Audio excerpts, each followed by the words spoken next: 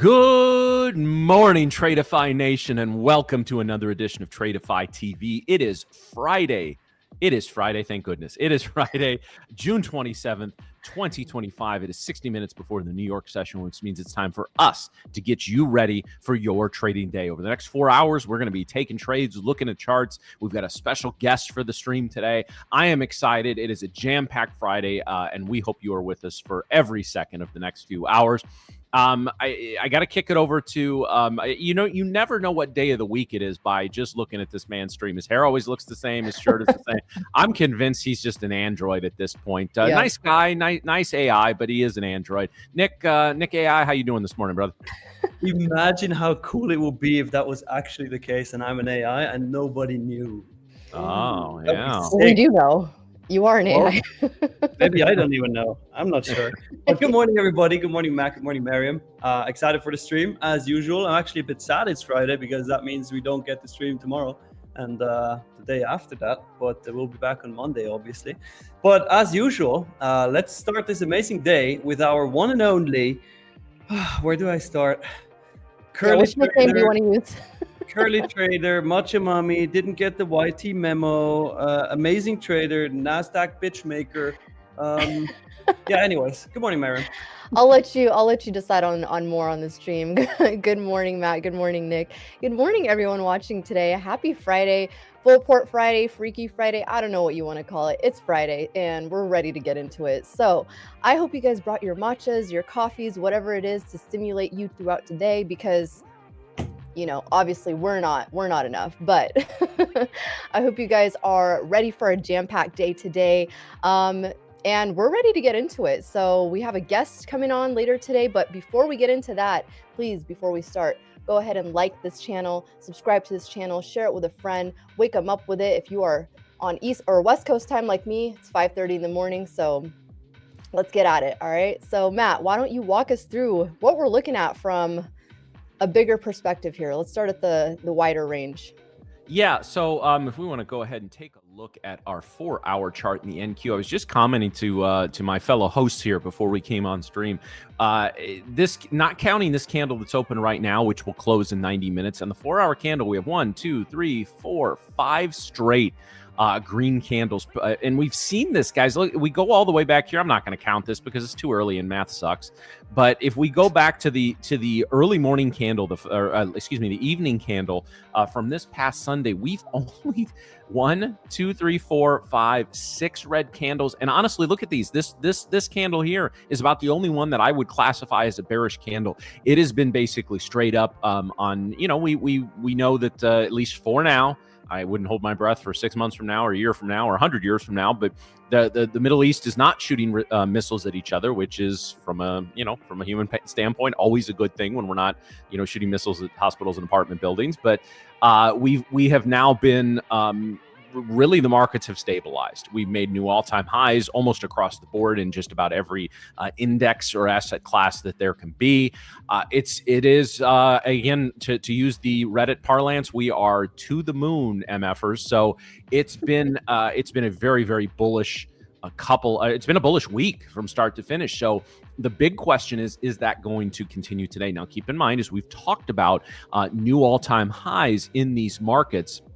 We we're in literally areas of the chart, and I know that word gets a little overused, but we're literally in areas of the chart we've never been before, right? So to predict exactly how far it's going to go, we don't know. But again, it's one of those things, Nick, that we don't necessarily want to be shorting at all-time highs. It's the very definition of, I don't know what the inverse of catching a falling knife is. Maybe grabbing the tail fin of a rocket, but you don't want to short up here, but also we want to be cautious about our longs, right? Because we don't know where we could stall out. We don't know where the buyers, especially the big institutional buyers that bought at 22,000, may want to start taking profits.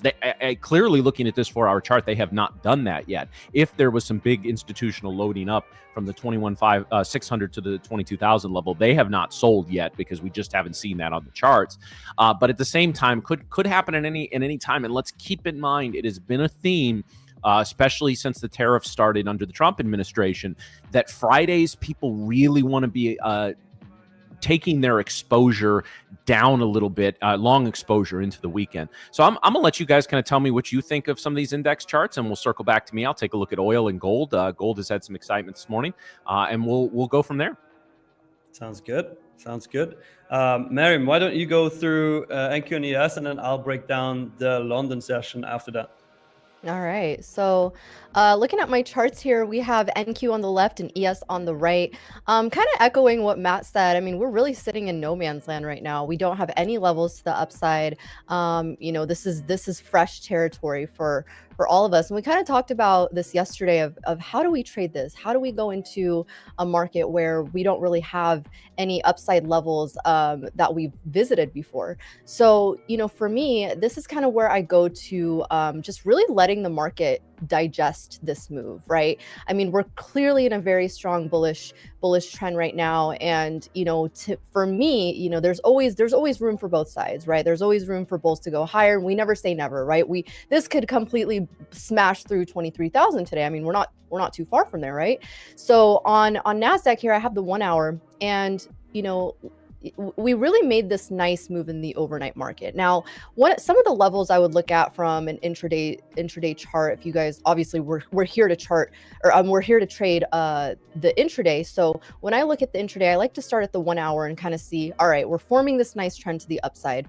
Now, this trend line I have here, and you guys know I'm a trend line trader, so I look at zones and I look at trend lines. So we're really placing this nice 4-hour trend line on the Nasdaq here. ES has a similar one as well. But you know, when I look at this, I'm thinking, all right, we got to continue this trend in some capacity or another. Now, this level right here, down here at the 22,550, all the way down to like 22,475. It's a nice 4-hour demand zone. And we actually we made this move yesterday, and this was, you know, close to yesterday's low that we came down to, but we held and made a higher high, a higher low, I'm sorry.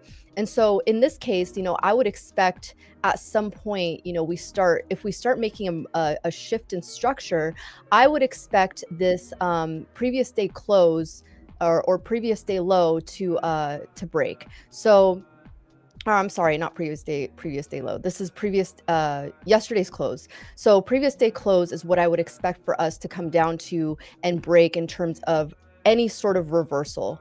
You know, if we can get down below this 22,665 area, then that would to me indicate that we might actually try to see this trend line here and then maybe revisit this 4-hour zone. So right now, again, I'm going to say I'm bullish on this morning, because right now we are holding this VWAP level on the 1 hour. If I go to the 15-minute chart, we also are still holding it. So, you know, some of the levels from the overnight, if you are looking to scalp this, we have previous day high and then previous day close. So again, that 663 level would be an area on watch for me for any downside move. Now, of course, I would want us to hold previous day high in order to continue this bullish move. Previous day high is currently sitting at the 693 level. Let's call it like 700 just to be you know, clean here. But at minimum, I would want to see us hold the 693 area on the Nasdaq. Now, if we start breaking that, again, I'll be watching this 665 zone,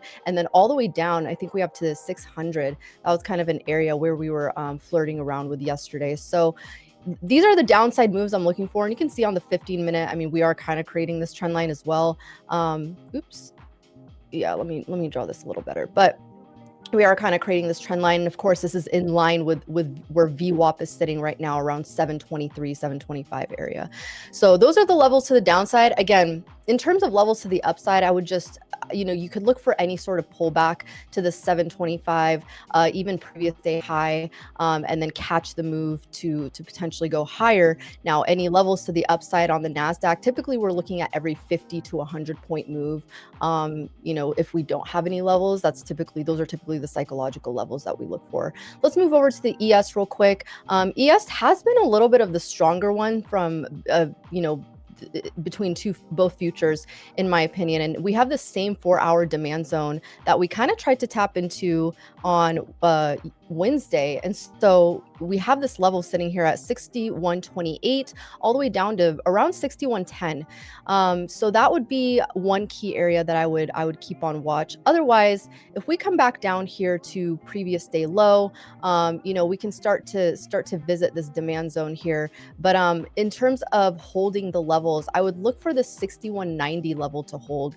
I think this is going to be a good swing area for us to keep in mind that bulls might step in. Now, I don't really see much on book maps right now. On ES, actually, we have a lot of buyers sitting at the 6,200 level, which we're not too far from right now. And then all the way down really to like 61.97.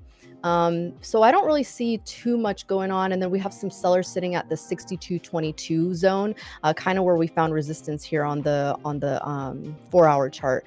Now, if I go down to the 1 hour here, you can see this a little bit clearer. But on NASDAQ, same sort of levels. I don't really see any sellers. Sellers would be probably in the 775 area. And then we are getting some selling pressure coming in, not pressure, but we're getting a nice little bear candles forming here. And then to the downside, buying levels would be at the 22,700 area. So I see some buyers sitting at that 700 area, the same area that I spoke about, which is previous day highs. So those are the levels that I have on ES and NASDAQ. Nick, did you trade this session or the Asia session or the London session? I did. You bet I did.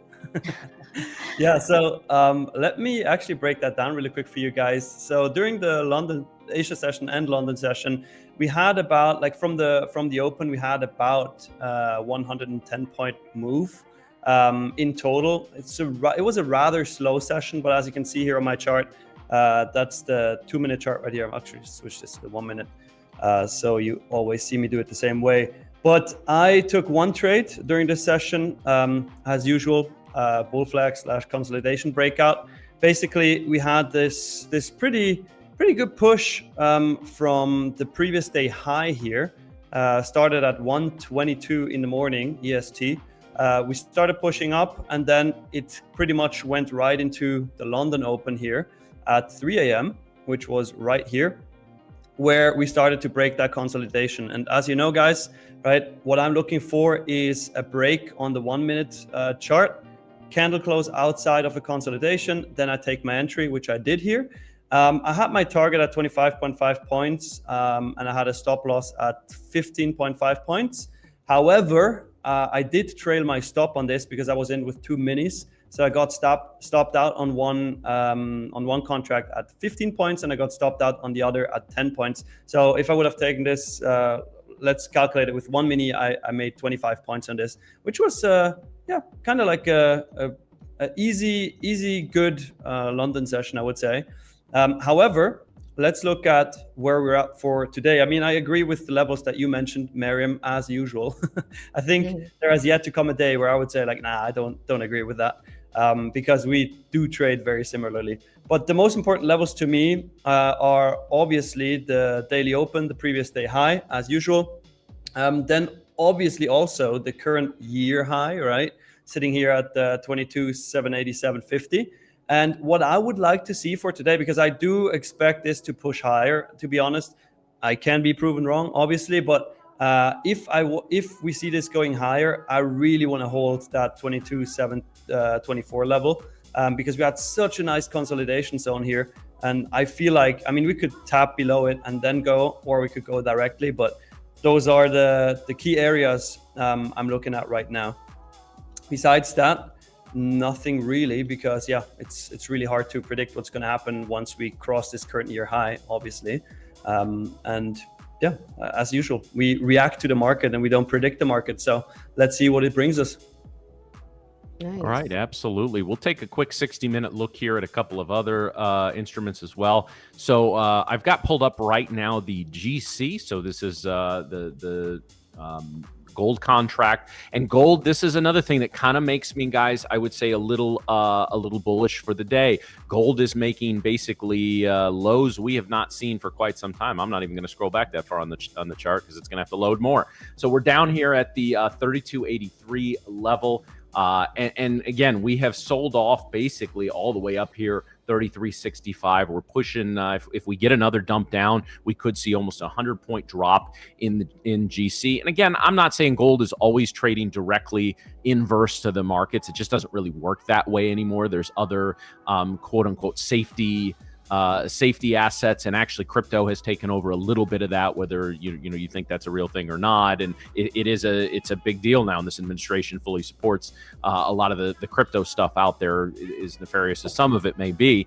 So that's been a little more of a flight to safety for especially some of the younger traders out there.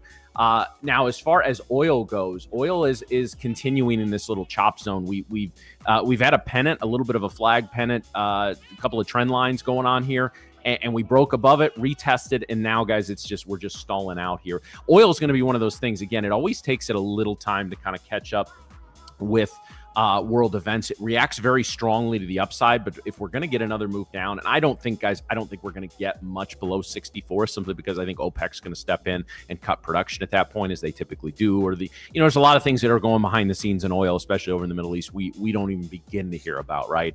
I have a friend who used to work on oil rigs and fly around and kind of manage them, and he used to tell me, unless you're trading $1 trillion in the market, you don't know what's going on 90% of the time in oil. So it's something we always got to try to keep an eye on. But we're really just stalling out here between about 64 and 66. I would actually anticipate would I be shocked if we broke down? Yeah, actually I would be a little bit, but this is the markets. They can do anything at any given time. However, I do think we'll see a breakout above 67 next week. I don't know if we're going to get all the way back up to this prior zone of consolidation up here in the 71 to 73 area. But I would classify myself as neutral to slightly bullish on oil, and we'll kind of see where we go from there. All right, guys, that was a lot for the first 20 minutes here, but I think we kind of broke down the markets pretty well.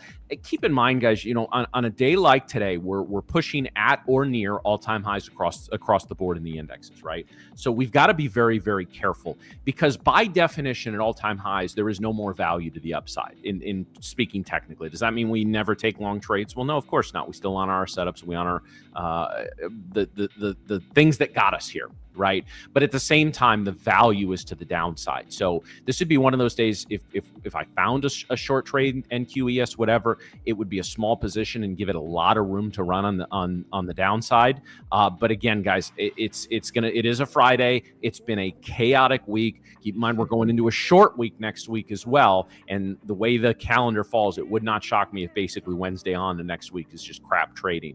But we'll see. So there's a lot going into today. We always seem to be reducing long exposure going into the weekend. So buckle up, guys. I think it's going to be another really tradable day. It's been a very tradable week for the most part. So let's settle in. Let's try and make a little more money today. Oh, yeah. Absolutely. Big Yeah. time. Yeah, Also, Fridays. Yes. Sorry, Miriam. What did you want to say? Oh, I'm just saying Fridays are fun. That's all. Fridays are fun. Cool. All right. But obviously, as usual, because you guys are up bright and early, we want to do a flash giveaway. But in order to do that flash giveaway, and today we got reset codes, guys. We heard you. You asked for reset codes, and we do have reset codes. In order to do that giveaway, let's get the stream to 250 likes. We're currently sitting at 136. So smash that like button really quick. Subscribe to the channel. And yeah, let's get it to 250. And we're going to do the first giveaway out of many today. And we have an amazing guest coming on later today as well. So stay tuned for that. It's going to be a good day. Nice. And I just realized it was not only me who messed up Black Friday, it's also Miriam. You didn't wear black. I mean, I wore black. I've been wearing black. I was trying to perk up the mood and wear something light. Okay. Well, it's fine. We can be like the tonal crew. We need like a Tradeify TV stylist, you know? Do we now? Every single morning, that person messages us and tells us what to wear, and I will still wear a white t-shirt. They'll only see like literally half of what we're wearing. Well, who said they're gonna tell us what to wear below the screen? Like, we just need to wear whatever they say at the top. That's it. Dude, it's the heat index all week here has been between 100 and 110. If you think I'm wearing anything other than like athletic shorts, that you got another thought coming. I don't stand up during the show. Who gives a shit? No one knows. It's a mystery. What is Yeah. Matt wearing underneath? Yeah, that's not going to be a segment. That's absolutely not We already gonna be a started segment. this off in the background on a really like strong note, so no, Yeah, no this one is- saw this that is- side of it. Do we really want to know? No, no, we don't. Also, guys, when we look at the market outlook poll here, as usual, the chat is saying we're going to the highs. So 55% bullish, 31% bearish, and 15% flat to end the week. Let's see. Let's see if you're right. Man, all of you guys thinking we're gonna go to all-time highs, huh? What the fuck is happening in the chat? Oh man, I love the TTV chat. You guys are amazing. You guys are funny. Nice. All right, where we're sitting at with the likes here. If everybody's awake and press that button, we should be there. We're at 233, so 17 more guys, and then you're gonna do the first flash giveaway. I know it's early, guys, but we're testing VWAP. This feels like kind of a pivotal area here in the NQ. If we break down below 720, you could see 700 on deck pretty quickly. I mean, we're still, almost 40 minutes, a little under 40 minutes until the New York Open. If we hold VWAP here and head back up to 750, I think we're going to hit new daily or new session, new daily highs. But this is I think this is kind of a line in the sand here, even though we're still quite some time before the New York Open. Yeah, I agree. I've been watching this too. I think this area is critical in trying to, make sure that we could all obviously do anything in this market. We could have a nice like look below and fail, even test previous day high and then start rocketing back up. We kind of had an interesting morning yesterday where we started to do that. This was yesterday's session. We came back down. We tested this trend line very well, held it very well. ES was kind of flirting with this demand zone as well, but we had this was yesterday. I'm right. But yeah, we were looking like we wanted to continue downwards, and bulls really stepped in, and now we've been up since. So we could have a similar day where we kind of flirt with these areas, previous day high, and then we come back up and make new highs. That's very possible.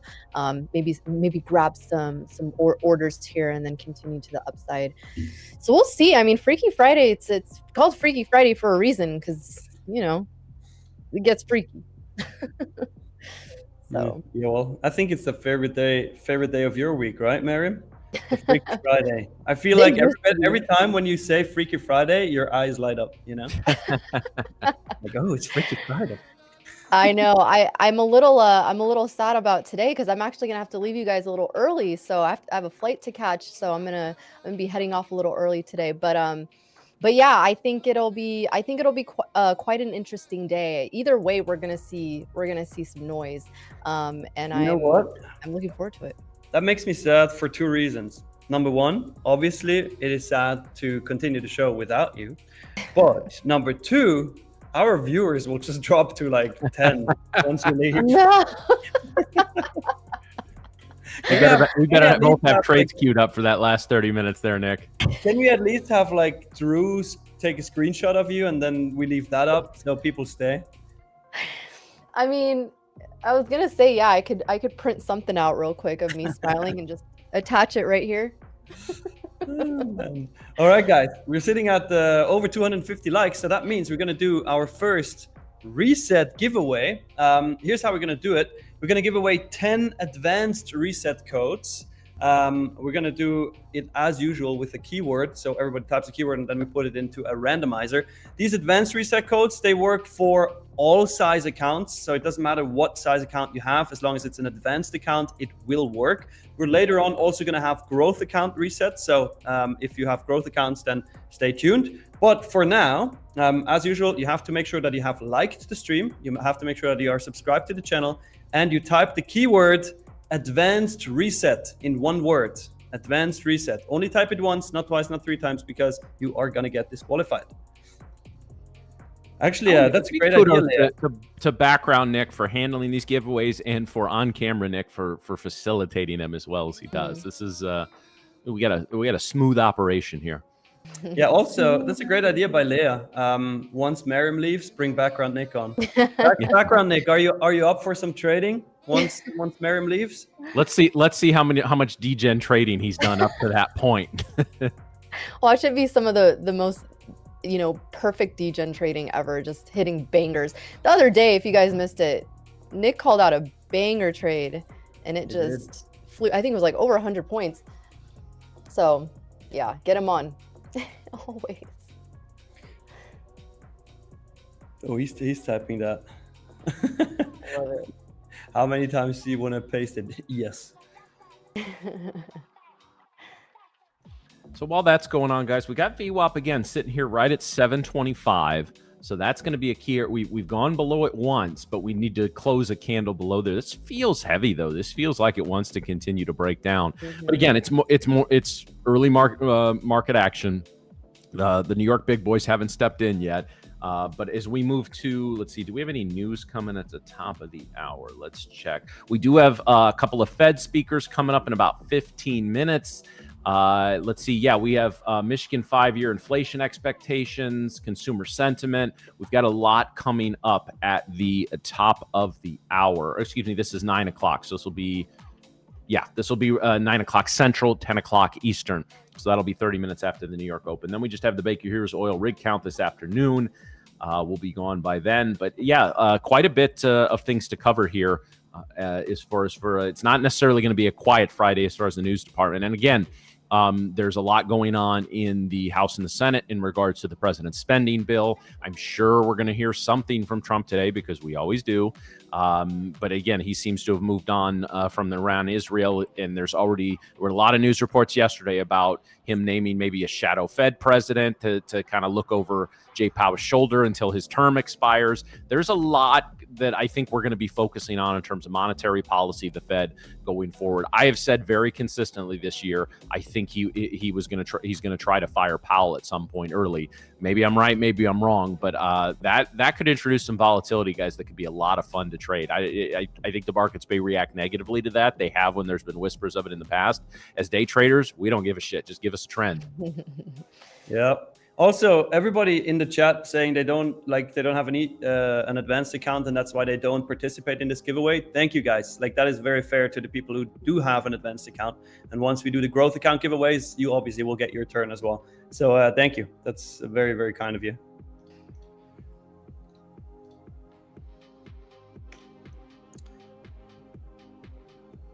Actually, this is gonna piss you off, but the first giveaway, instead of a flash giveaway, we're going to do a marbles race. And the top 10, each of them is going to get an advanced reset code. Ooh, wow. Okay. I knew something was going on because Nick's just bouncing in his seat there. He's getting really, really excited. And Nick's a cool, calm, collected dude. So when he gets he shows no emotion in his trades, winners or losers. When he gets excited about something, I know it's something big. And he gets his marble race in the first half hour of the show. I know he's just excited. That's a good day, That's a good day. So whenever Drew is ready, he's going to pull it up. You guys don't know, actually, as soon as we go off the air, Nick pulls up that marble program and just runs it for 4 or 5 hours. Yeah, my girlfriend is pretty pissed that I ran it the entire weekend last week. Yeah. Yeah. Nick, come to bed. Baby, I just need one more marble race. If I win this, I'll come. If I don't win it, I'll do another one. All right, let's go. Let's run it.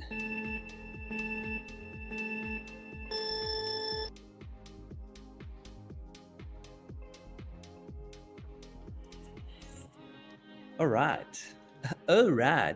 Now, the thing is, if you see yourself in that top 10, you get a chance. You got a chance to win one of these free advanced resets. The entire top 10, each is going to get one. And again, all these advanced reset codes, they are valid for all size accounts. So not just a specific account, but all of the accounts, as long as they're advanced accounts. Breaking hard down through VWAP. Oh, shit. Good Lord. Oh, my goodness. Not how I thought we'd start our morning. Wow. Okay. We just turned this into the opening scene of Saving Private Ryan. Holy crap. Matt, you have a choke for literally everything, huh? I love Try. But they're actually good. That's the good thing about it. All right. Holy cow! What the fuck is going on? Started with violence. Yep. Drew woke up and chose violence today. Oh my goodness. I love it, though. Great.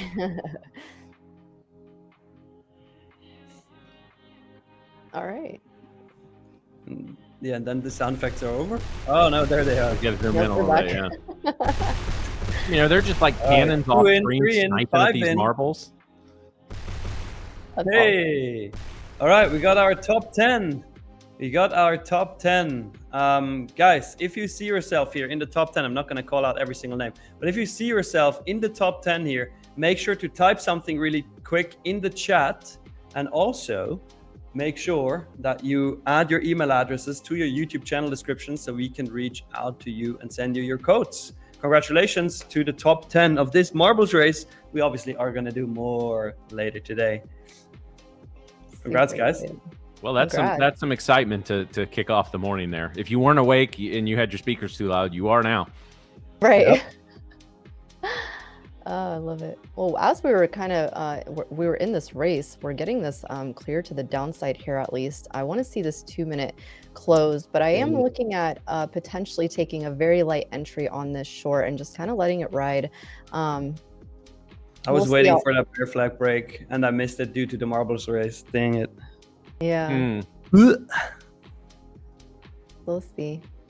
This would have a tight stop on it, probably like 15 points or so, but I kind of want this retest, which we're not really getting right now. Retest of what?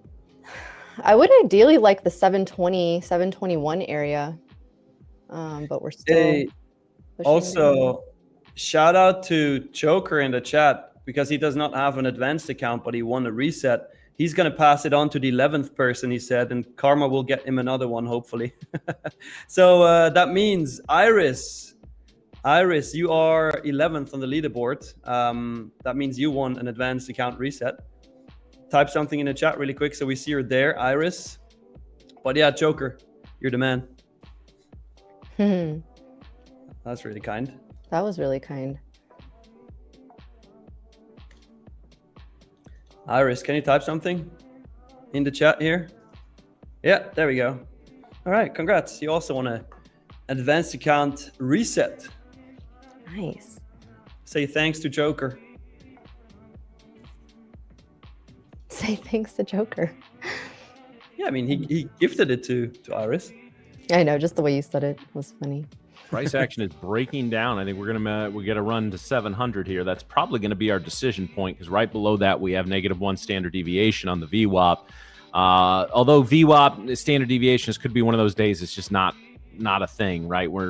Yesterday early in the market session we were just continuously bouncing off of the +1 standard deviation before we really broke out, and that should have been our first clue. Not necessarily doing that as much because again, even though we were bouncing off the +1 standard deviation here for a little while, we were basically just flat for some time. So it's going to be interesting. Let's see. This is an important candle, guys. I think if we put in a hammer here like we possibly will, I think it could. I'm still playing potentially for a move back to session highs.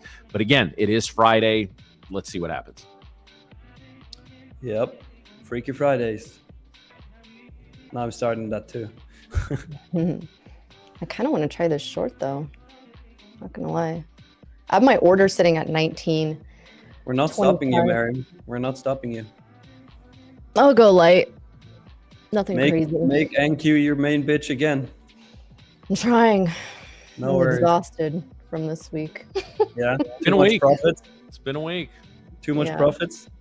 A lot of trading this week for sure. You did take a lot of trades. That is true. Did take a lot. Yeah, I had my order literally. Oh, it just missed me by a tick, but I'll leave it. I'm not moving it. So if I get this, then it is what it is. My stop would probably be like the 18, 28. Aaron in the chat. Hey, Miriam, I'm picking up a matcha. Want me to get you one? Oh yeah, send it over. I got my matcha here. I switched to using macadamia milk. So I bought macadamia milk and almond milk, which I'm not a fan of either. I feel like they taste like water. They don't taste like anything. Why did you switch it up though? I thought you have the perfect recipe. I'm on a cut, so I'm trying not to drink regular milk or dairy or anything like that. Just take low fat milk. I can't do it. I have to cut out dairy. Why? Because it makes me bloat. All right, fair enough. Yeah, background Nick, almond milk is gross. I agree. Don't tell that to Drew. Drew thinks it's the most delicious thing in the world. Yeah, well, but the thing is, Drew can't say anything. Well, he could just make me disappear, though. Yeah, exactly. Drew, take it back. I'll take it back. Sorry. Please, Mr. Producer Drew. You have enough technical issues over there on your own. You don't need to piss Drew off. Yeah, true. My camera is acting silly this week. I mean, yesterday, no issue. The day before, I got like, I don't know, squeezed 5 times throughout the show. Yeah, did you just put it in water to cool it off for a few minutes? I did actually, and since then I didn't have any issues. That's great. Well, I missed my entry on this. I'm gonna take my order off for now. I'm just gonna wait until we open up here. But this would have been something that I would have probably been in from the 20s, which we're not getting this retest so far, but at this point, I just want to see how we're gonna come back and retest this trend line. ES is also starting to break view up here on the 15-minute, so that's a good sign. Otherwise, I might just wait. If I miss this entry completely, I might just wait until we get previous day high and see what we do at this level. We could, like I said, this might be an area where we bounce, or we can continue to the session lows or the Asia lows. So let's see what we get here. Not giving me my entry, unfortunately, but it's okay. It's okay. It's been a good week. Yeah, so everybody who's regularly following Miriam knows you've had an outstanding week of trading. So when you're sitting here very green on Friday, how do you approach that? Yeah, I'm not.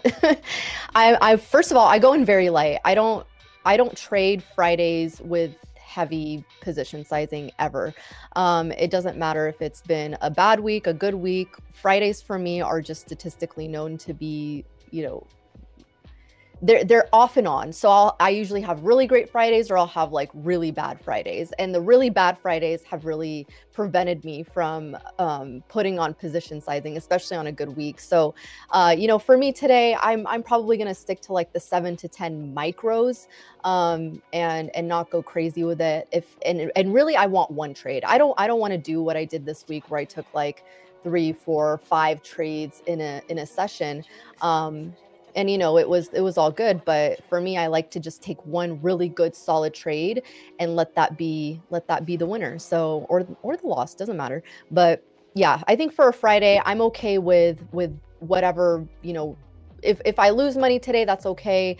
Obviously making money will be the cherry on top. But I think the biggest thing to drive home here is, and I always say this, guys, like, you don't want to start your weekend on a bad note, right? You don't want to go into a weekend where you're just like pissed off because you put on a trade and you put on with size, or you gamble, whatever it is, right? And now you're going into the weekend red on the week when you were green, and now you're spending time with family and you're trying to enjoy your weekend, and now you're just itching for the market to open. And like I say this to you guys all the time after every stream, there's more to trading than just making money, right? We are in this very unique industry where we are able to kind of exchange time for freedom, right? The whole purpose of trading over time, once you get really consistent and really profitable, is to actually trade a lot less.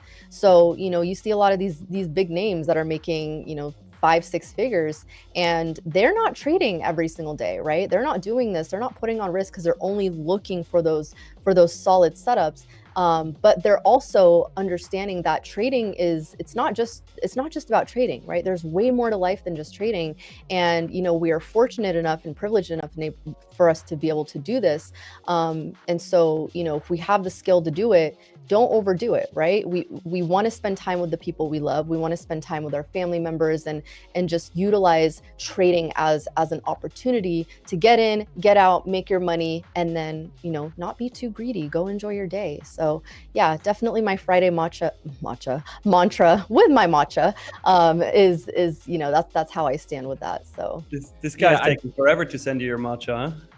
Yeah, you know, and that's a good point, Miriam. I think especially in this social media age, like there are too many individuals whose whole self-worth is wrapped up in their day-to-day P&L, right? And don't get me wrong, we do this to make money over periods of time, right? But there's, you know, we all have losing days, winning days, et cetera, et cetera. We have good streaks, we have bad streaks. You know, I when I see a bunch of stuff suggested on social media, I'm more happy and proud to see people that are taking their first $1,000 payout than I am for those that are taking 20, 70, 100. I mean, good for them. I'm not bagging on them at all. Congratulations. I'm happy for you. As I've said, retail trader, I root for you. I don't care who you are, right?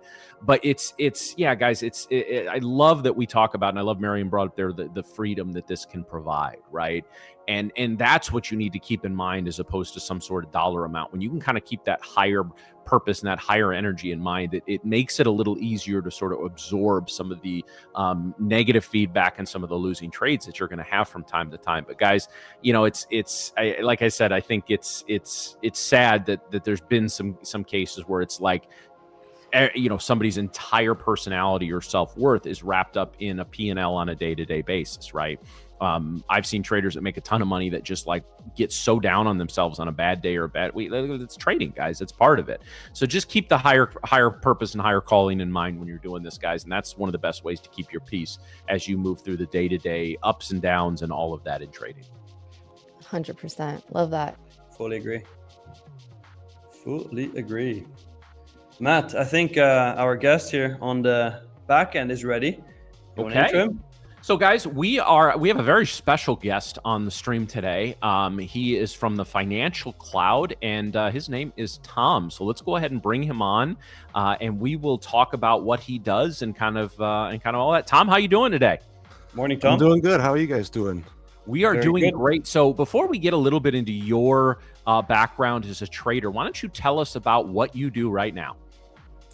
Right now, I primarily code. So I'm working on accomplishing my dream of launching a quantitative hedge fund.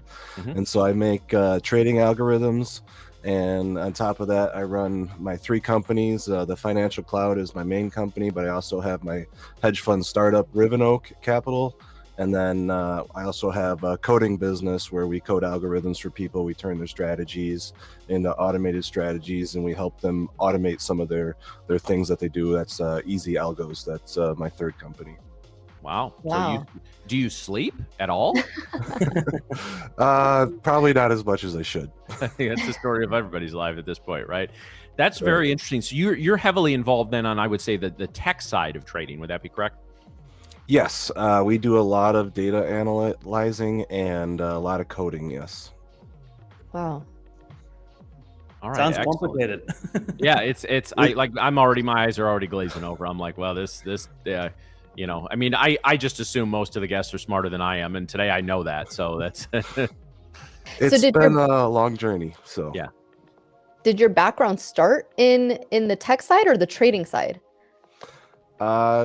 I've had a weird journey. So I went to college originally for computer science and coding, and then I switched to become a lawyer, and then I switched again to just going in. I graduated and I didn't want to go to law school, and so I went into sales for 10 years, and then I got into trading when Robinhood came out, got into penny stocks, options, kind of went through the whole hierarchy of more dangerous things to get more leverage. And won a lot of money, or made a lot of money, whatever you want to call it. It's kind of gambling. So made a lot of money, lost a lot of money, and then realized, you know, emotions can really wreck you if you let them get to you. So I got it back into automating, and I had that coding background. I was like, how do I take my stupid mistakes out and just do the good things that I do? And so that was kind of what started me into the journey of automating, was to take myself out of it. Turns out, if you're watching your trades, even if they're automated, it's still emotional. So yeah, that's interesting. So do you still actively trade right now while building all these businesses? Yeah, so I still enjoy trading. I use Tradeify to manual trade. That way, it gives me the leverage that I need without risking a lot of my personal money. And then my personal money, I do use algorithms to trade. Those are fully automated, and so we might get some trades on the cash account today. Otherwise, I plan on trading the open, maybe a couple trades. I only want to take 1 or 2 trades a day. I was listening to Maryam earlier before I came on, and she's absolutely right. 1 to 2 trades a day. I think I average maybe 3 to 4 trades. I usually go for quick $100 to $200 scalps, and I'm only trying to make 2-3 of those a day. $400-500, $300 to $500 a day is my goal, especially with my Tradeify account. I want to be consistent. I want to get those payouts, and so just doing that every day, not trying to get too much, and it's been working. So I ended up starting. I knew I was going to be coming on here, so I wanted to start a straight to fund it a few weeks ago, and we're already halfway to a payout. So I'm Let's really, really go. happy. So Congrats. Very Great work. cool. So what is your trading strategy when you trade? So I'm looking for levels. So what I do is I use auction market theory. I'm looking for confluence around certain resistance and support levels. So if, for instance, we're currently in a downtrend off of the morning data, and if we hit, say, yesterday's high or yesterday's value area high, or even like the daily open, if we fill that gap, there's a good chance, statistics say that we'll at least get a small bounce, and I might try to take a $200 scalp off of those support levels. So I'm just looking for confluence, and then I'm looking for confirmation. So we're weighing against the total market, seeing how the market's trading together. Usually we let RTY confirm our moves, and then we're just trying to find a quick, little move where we can make some money. So you mentioned auction market theory. For those who are new to that, what exactly is that, and I guess why do you believe it is so effective for futures traders? Yeah, so with auction theory, it's the theory that there's value in certain levels. So if you're thinking of an auction, it's like, where would you buy something? Where would you find value? And then if it gets so high, where would you want to sell it that you would find value in selling it? So what we're doing is we're looking at where market participants have played in the past. So we're looking at our volume profiles and saying, where are the market participants buying? Where are they selling? And then we have our point of control, our value low, which would be where we would typically buy, and then our value high, which would be potentially where we sell. Now, there's also different ways that the market trades, so we also have to weigh that in. Is it a trending day up? Because that might mean we keep making support levels and we draw back to, maybe a value area, and then we keep going up. Is it a balanced day? Right now, we kind of have a balanced day forming. Fridays are typically balanced days, but we'll see where the opening market or the opening range trades, and we'll determine whether we want to take a trade off of the open. So volume profile is that what I see on your charts right now? Yeah, so this is the pre-market. The red is the pre-market volume profile. When market opens, you'll see it start to turn green, and it'll form a new profile. And so we're looking to build profiles to see how the previous session traded, and then we're using the current session to trade off of the previous levels and potentially make new levels that we'll trade off of as well. It's always a developing auction, and then we react to it in real time. Nice. So then can you describe to us what you're seeing here? So we did make that move up to the 725 area, and I see a high peak there. So is that an area of interest to you? Yeah, so that's our point of control. We might trade back up to it, and if we reject that, there's a good likelihood that we'll trade back to the daily open and fill that gap. Statistics say if you get a small gap up, you're most likely going to fill the gap on open, and that might be a bounce and go, depending on if the market is still bullish off the China deal and the deals that Trump has been making. I do know that the inflation values this morning were a little bit higher, so that may drive people to think that the Fed may cut rates sooner, so that may also be bullish. Even though the inflation data is high and it may seem bearish, you got to think of it in the total picture, which if people are thinking we're going to get a Fed rate cut earlier, that could actually be bullish even off of bad data. So how much do the fundamentals play a role in kind of developing a bit of a bias for you? I think they're as equal as the technicals. I think people sleep on the fundamentals, and I think that's a mistake. There has to be a reason for what's driving the market, because if there's a reason what's driving the market, then you can kind of predict where people might find value. So if you think the market reasons, the fundamental reasons are going to drive the market down, you can have a little bit bias towards the short side. Or if you have reasons that the market may go up, you can have a bias towards the long side. Now, I've had biases before and I get smoked, and I'll just stop trading because I am not reading the market right for the day. And that means that it's not a day for me to trade. And that's okay. Tomorrow's a new day. If I blow up my account a day, I can't trade tomorrow. So now that doesn't always happen. Usually I tend to have a good feel, but I don't think any trader is always perfect. And so I think recognizing that is one thing that new traders need to learn. Well, and you said it so well of like, you know, understanding and acknowledging that you just didn't understand the market for the day, and that's okay. And it doesn't mean that you don't know how to trade or you're a bad trader or anything like that. And I think the difference in what you said between someone who is a struggling trader and obviously someone who like you who is a profitable trader and consistent trader is knowing and being aware of that and not trying to prove that the market is wrong, right? And that you are just the right one. So it's very important to distinguish that difference. I guess like I would ask you too, what do you feel like, you know, what do you feel like is a common mistake for traders that maybe use your strategy or play the system that you use?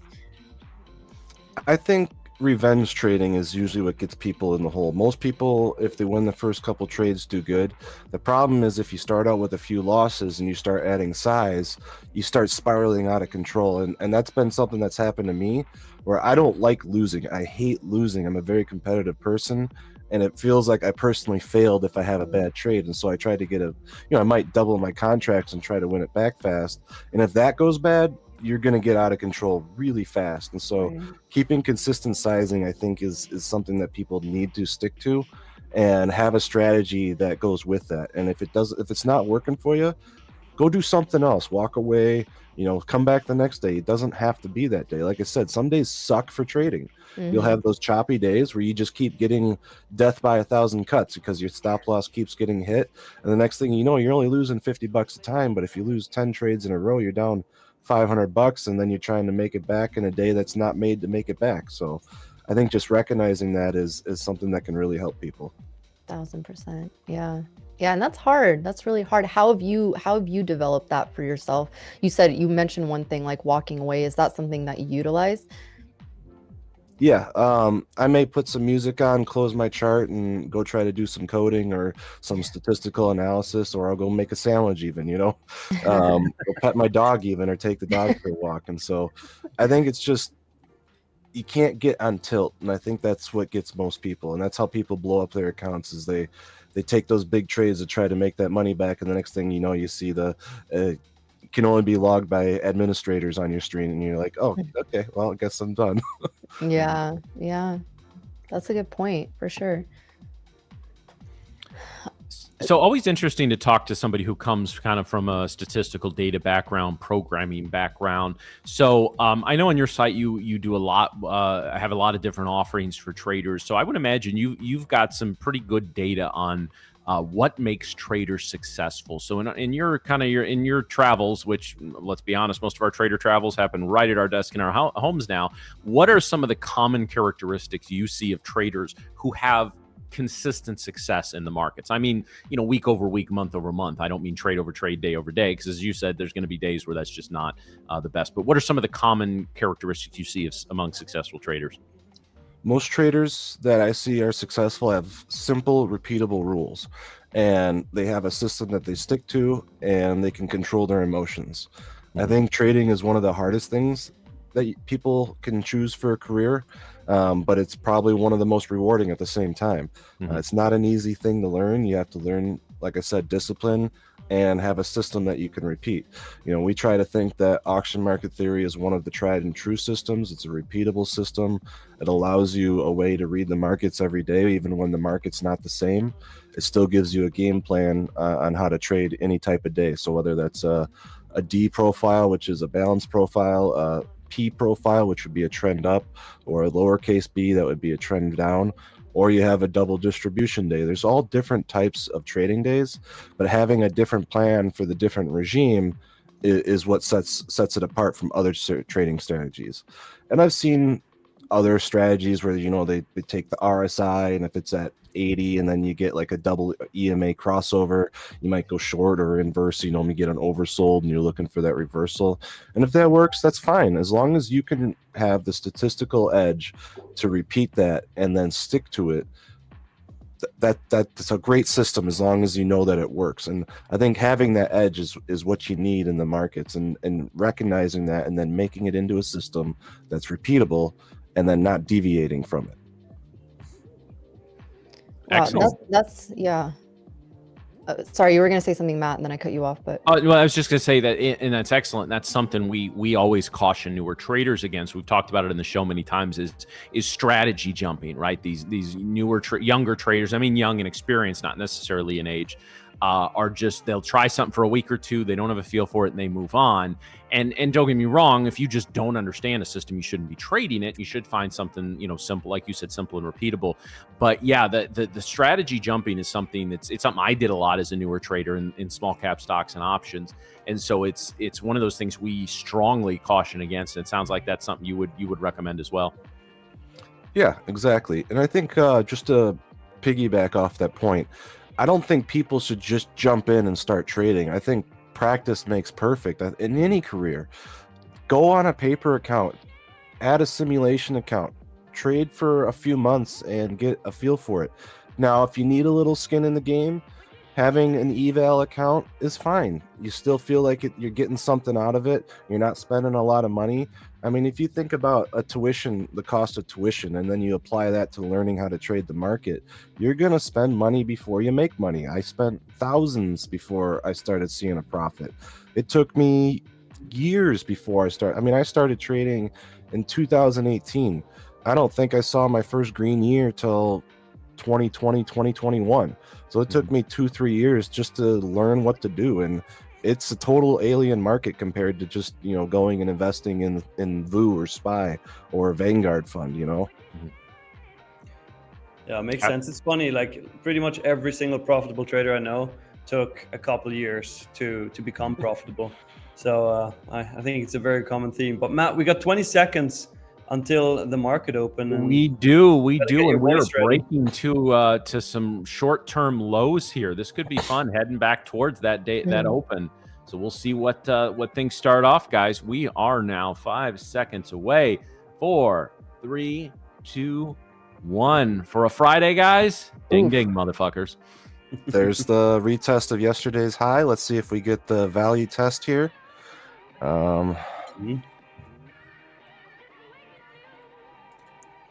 I just got a bunch of shorts on my simulation accounts from some of my new strategies I'm testing. Nothing on the cash or the Tradeify account yet. So do you regularly test new strategies? Always. Is it what I'm hearing? Okay. Nice. It's a full pipeline. So it's you almost gotta like always somebody have brought stuff that up coming in. yesterday on this show too, that you should always have a couple of strategies in development. So I'm liking this guest. Tom, we're having you back. Sounds good. You're making me feel really smart today. Just today. Just today, yeah. No, sadly, it's not a common occurrence, but yeah, we did hold yesterday's high really well. That was that level I mentioned to you guys. Okay, Tom, I want to get your response to this. A comment. And I'm not picking on anybody, but this was a statement. So you need to have a dog in the fight, otherwise you won't take it seriously. Paper trading is just a waste of time, in my opinion. I could not disagree with that statement more. What about you, Tom? I understand where it's coming from, because it feels like it doesn't have meaning, and then the motions are different when it's paper compared to real. It is. When you switch from paper to real, you're going to think differently, even though you shouldn't, because you're going to be probably wanting to risk off. You're going to want to take profits earlier instead of letting it just your game plan, play out. But I totally get where that user is coming from, where, whoever said that is coming from, where they're like, you need to have a dog in the fight. That's why I said, if you have to have something, prop accounts are great for that. You get a little dog in the fight. You don't have to put $5,000 in an account to trade a mini. If you really need to, put $500 in and trade 1 micro, and you'll learn real quick that maybe you should go back to simulation. So once you lose a few $1,000s in a day, you might rethink that. And I think you have to paper trade to start, at least for a little bit. I would agree with you. 100%. Yeah, I think it's. I mean, and again, I don't. I make fun on this show. Back in my day and all this, but like, and I agree with you. It's if you. We talked about this yesterday. If you feel the urge to gamble in an account that you're maybe close to a payout or close to passing, and you can't help yourself, go get another account and do YOLO into that one. Don't screw up your hard work from days or weeks or even months in an eval account. But I still think I mean, are we sitting here all day only taking, paper trades? No, but you always need systems and development. And so for me, I mean, I don't have the programming background, so I'm coming up with patterns and sort of testing them both in some limited back testing and in some real-time trading. So if I'm, just developing a system, I don't even care about a prop. I'm not putting even a $50 prop account on the line for that because I have no track record with said system. So once you're a experienced and profitable trader, should paper trading be the majority of your trading? No, of course not. And I agree with you in terms of we understand the sentiment behind that. But like, how do you know a system works if you're not putting in a back tester or paper trading in real time? That's just yeah, I understand the sentiment, NQristic, but I could again, it shouldn't ever, once you're past your first year of trading, it shouldn't be your primary trading. But my goodness, like it's too, you need to feel the pain of losing. Well, you're going to. I promise you, in trading, you're going to feel the pain of losing. So when you can reduce some of that pain after you understand it, I understand the sentiment. I could not disagree with the premise anymore. So I've been noticing we got some healthy debate going back and forth. You want to hear a fun statistic? I've been noticing a pattern since Trump has come into office. The market regime, by the way, completely changed once Trump became in office. The way the days are trading are completely different. And I've been seeing my algorithms that have worked for years under Biden all of a sudden are flat or just straight up not working. And I've been talking to other algo traders, and they've been noticing the same thing. So we've been scrambling to kind of adjust to these new patterns, and one of them we've been seeing is the morning fake out. The morning fake out has been a very reliable trade. So usually you get that first 15 minutes, you may get like the push up, and then you get profit taking right after the 15 minutes, or you get that push down, and then you get the huge spike. So let's see if we get that today. I marked it on my screen where I think it'll happen. But I want to see if that happens again today. I don't know if Fridays will. I haven't tested Fridays alone, but I've been noticing the morning fake out has been very popular lately. I don't know if you guys have noticed that too. Yeah. So just so everybody understands, like, where did you mark it on the chart? 9:45 Eastern, so 15 minutes. Okay, so the time you didn't mark like a level, you marked the time when it's gonna happen. Correct. Okay, got it. Man, this guy coming in here with listen, no, we just trade on YOLOing and feeling. We don't trade on like statistics and like data. I mean, who the hell? No, I'm just kidding. We've been developing custom software to crunch data because there's nothing out there that can do what we want, and it's been a very fun year in terms of development. We made custom strategies where we put 100 data points into them, and then when it takes a trade, it outputs those data points. And then when it exits the trade, it outputs those data points. And then we can put that into our software to suggest improvements to our trading algorithms without even having to do it ourselves, just through statistics and data. And I think that's a really fun thing that we've been developing this year, is some of those next level tools that we'll need to eventually launch the quant fund, hopefully in the next year or two. So that's my dream, is to control billions of dollars like Jim Simmons. So he's one of my idols. Well, you already have a better track record than Jim Cramer, so I think that's Hey, they made an ETF inverse Cramer, didn't they? Yeah, they did. They did, yeah. That makes sense. They need one for Kathy Woods too. Yeah, right. Exactly. Maybe a Nancy Pelosi one, best trader in the world right now. When you have access to all the information before it comes out, that's No, I actually have a bot that do alerts me to all of Nancy's trades. My friend Yeah, over at Unusual Whales made it. yeah, yeah, exactly.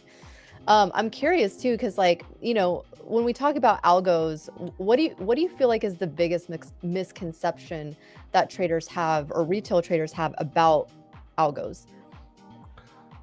They think there's some magical voodoo thing when it's really just, if this happens, take this trade. It's, if we're talking earlier, the example I gave you was, if the RSI hits 80 and then you get 3 EMA that crosses below the 9, you would take a short because you're thinking it would be a mean reversion trade. That's a real algorithm you could go make right now, and I bet you it would be semi-profitable, because that's we're getting a breakout of the channel here.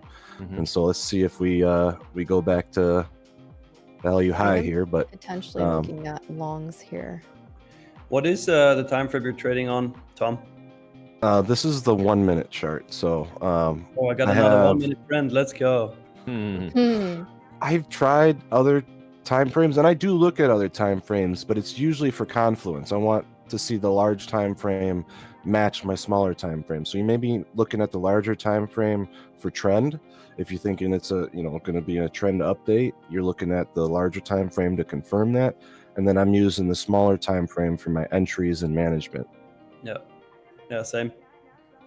So I'm looking. So we do have a question in the chat here, Tom. It does says, are you planning to use any kind of AI in your custom software? I use it for coding. I have not used it for trade management yet. I've been exploring it. I just don't trust it yet, I guess. Yeah. A lot of what is in trading right now is machine learning. I haven't seen a ton of AI. I've seen some AI strategies. They don't tend to, I haven't seen any that have impressed me yet. Okay. But I'm sure hedge funds have them, and we just don't see them. So I'm sure that's the case. They're always a few years ahead of us. For those kind of new to the game, though, to explain the difference between machine learning and AI. So AI is thinking, where it can make decisions, where machine learning is, if these things happen, then apply this new filter, and then if these things happen, apply this new filter. So it's reactionary. Based on the data that comes out, it'll look for parameters and then adjust them based on the data. Where like AI is more of thinking, and it can make decisions up based on itself, based on the rules that you would give it. So they're similar, but AI in theory is more adaptive. Tom, do you usually always wait for the first 15 minutes like most of us do? Or do you sometimes also take trades within the first 15 minutes of the US Open? Depending on how the market opens or prior to market opens, I might take a quick fuel trade. And what I mean by that is, if I see a huge candle, like just immediately buying, I might piggyback and take a 5-second trade, because you can make a quick $200-300 and be done for the day. Now I didn't do that today because I didn't see like a huge move off of open, and I wasn't super confident in longs, which would have been my preference off of yesterday's high there. And so I'm just kind of waiting, because I feel like if I entered a trade right now, I don't have good edge right now, because you see this choppiness that we're getting. There's nothing here that I'm seeing that I'm like, I gotta trade that now. I could force a trade just for some action and entertainment. That might be fun. I have an algorithm where it just flips a coin and goes long or short, because that's what it feels like I would take a trade right now.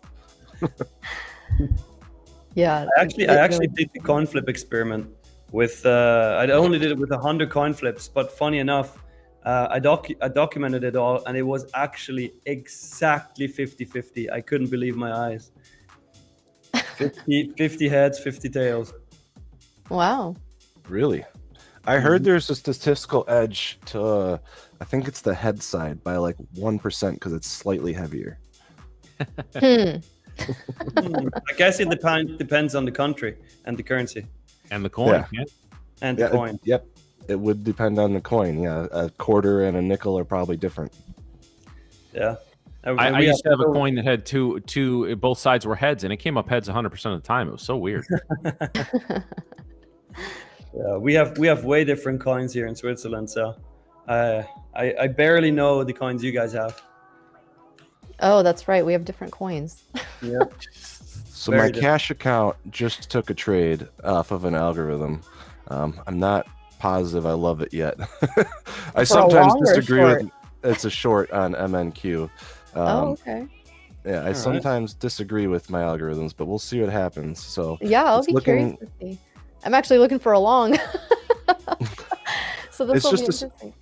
yeah, it's just a quick scalp. So we'll see if it plays out. If not, I'm only risking like $200. So it's a pivot based system. So I'm using a Camarilla pivots, and so it just saw we went to the top of a pivot and rejected under it, and so that's why it took a trade. If you guys are curious on why this one Yeah. took a trade, and it's probably looking for just a quick move back down to value area low here, which is, where is that, like 22,705 on NQ.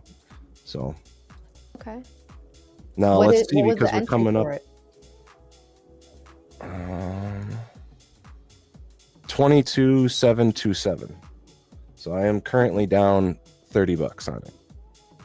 Yeah, this will be interesting to see. We'll see if we get my reversal here in a minute. Depends if VWAP holds or not.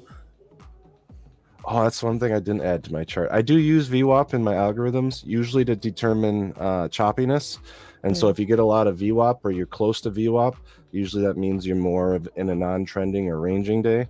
So we'll add some VWAP to the chart here. It's sitting at around 720 right now. I'll have to let it reload, so give it a Tom, second. Brett is saying sorry because he's in a long. I know. I kind of like these longs right now. Like I said, you can't get upset about a short. And with algo trading, it's all consistency over time. So I may lose this trade, and that's okay, because I know over time my system is profitable. And Well, the big thing is I can't mess with it. Otherwise, I'm messing with the statistics. Right. That's a good point. Just let it do its thing. So here we have what I call the 945 reversal. Let's see if value area high holds here, and let's see if we get a push down. We have 42 seconds left until the 50-minute opening range is formed. It's currently sitting between 22,743 and 22,682.25. And it's probably going to stay there. I do like that bull flag, though, to be fair. So I'm also tending to go long on this. You guys are countering me. What is this? Well, no, I'm usually the short person. Wow, I am. You're always the short person. No, it's fine. If we break out here, that's an opening range breakout. That might be a good long. I don't disagree. That's why I was like, when I saw the short, I was like, I don't know if I agree with this, but we'll let it play out and see what happens. So I am up $160 on my Tradeify account today, so I'm not in a rush to go and take a trade that I don't agree with. And so if my algos are telling me one thing, even though the chart's telling me others, that's not very good confluence for my system. So I might wait and let you guys have some action, and we'll see what happens. I am in a long now, with a very tight stop though, 10-point stop on this. Nice. Starting to get some buying pressure coming in. We have some sellers sitting at 613 on ES. We need that. Exactly. Man versus machine, as we call it. Let's see if man is smarter than machine. I'm break even on a half of my position because I wanted to see a harder push here, to be honest. I do have an opening range algorithm, so if that breaks out, it'll close my short and go long. So it will flip my position for me. So the big thing is you can't just have one system with algo trading. You have to have a whole group. And so I have 5 cash accounts actually, and each one has a different group of systems that I am testing out for the future. So some of my systems have 20 different algorithms that trade together, and they don't just trade one ticker. I can trade 16 tickers at once. That's one of the beauties of doing automated trading. So I'm actually, we were in a 6E short, which is Euro futures pre-market. So that was interesting. I don't ever trade Euro futures personally manually. I typically stick to NQ, ES, R2I, the big four. YM is one that I don't typically manual. It's usually NQ because gives you the most action. But NQ is also known as the fake out artist. They have a lot of fake outs. So you have to use, if you're trading NQ, make sure ES is trading in confluence with it. And then make sure if you really want confluence, RTY needs to confirm as well. Yeah, I like that. That's something I often use too, is looking at both ES and NASDAQ to see that they're both symbiotico with each other. I got a question for you guys. Do you ever use individual stocks to help you determine what kind of trades to make? And what I mean by that is if you're looking at like the Mag 7 or like the top 10 and you look at which one's leading for the day, do you use that potentially as your leading indicator on where the market is going?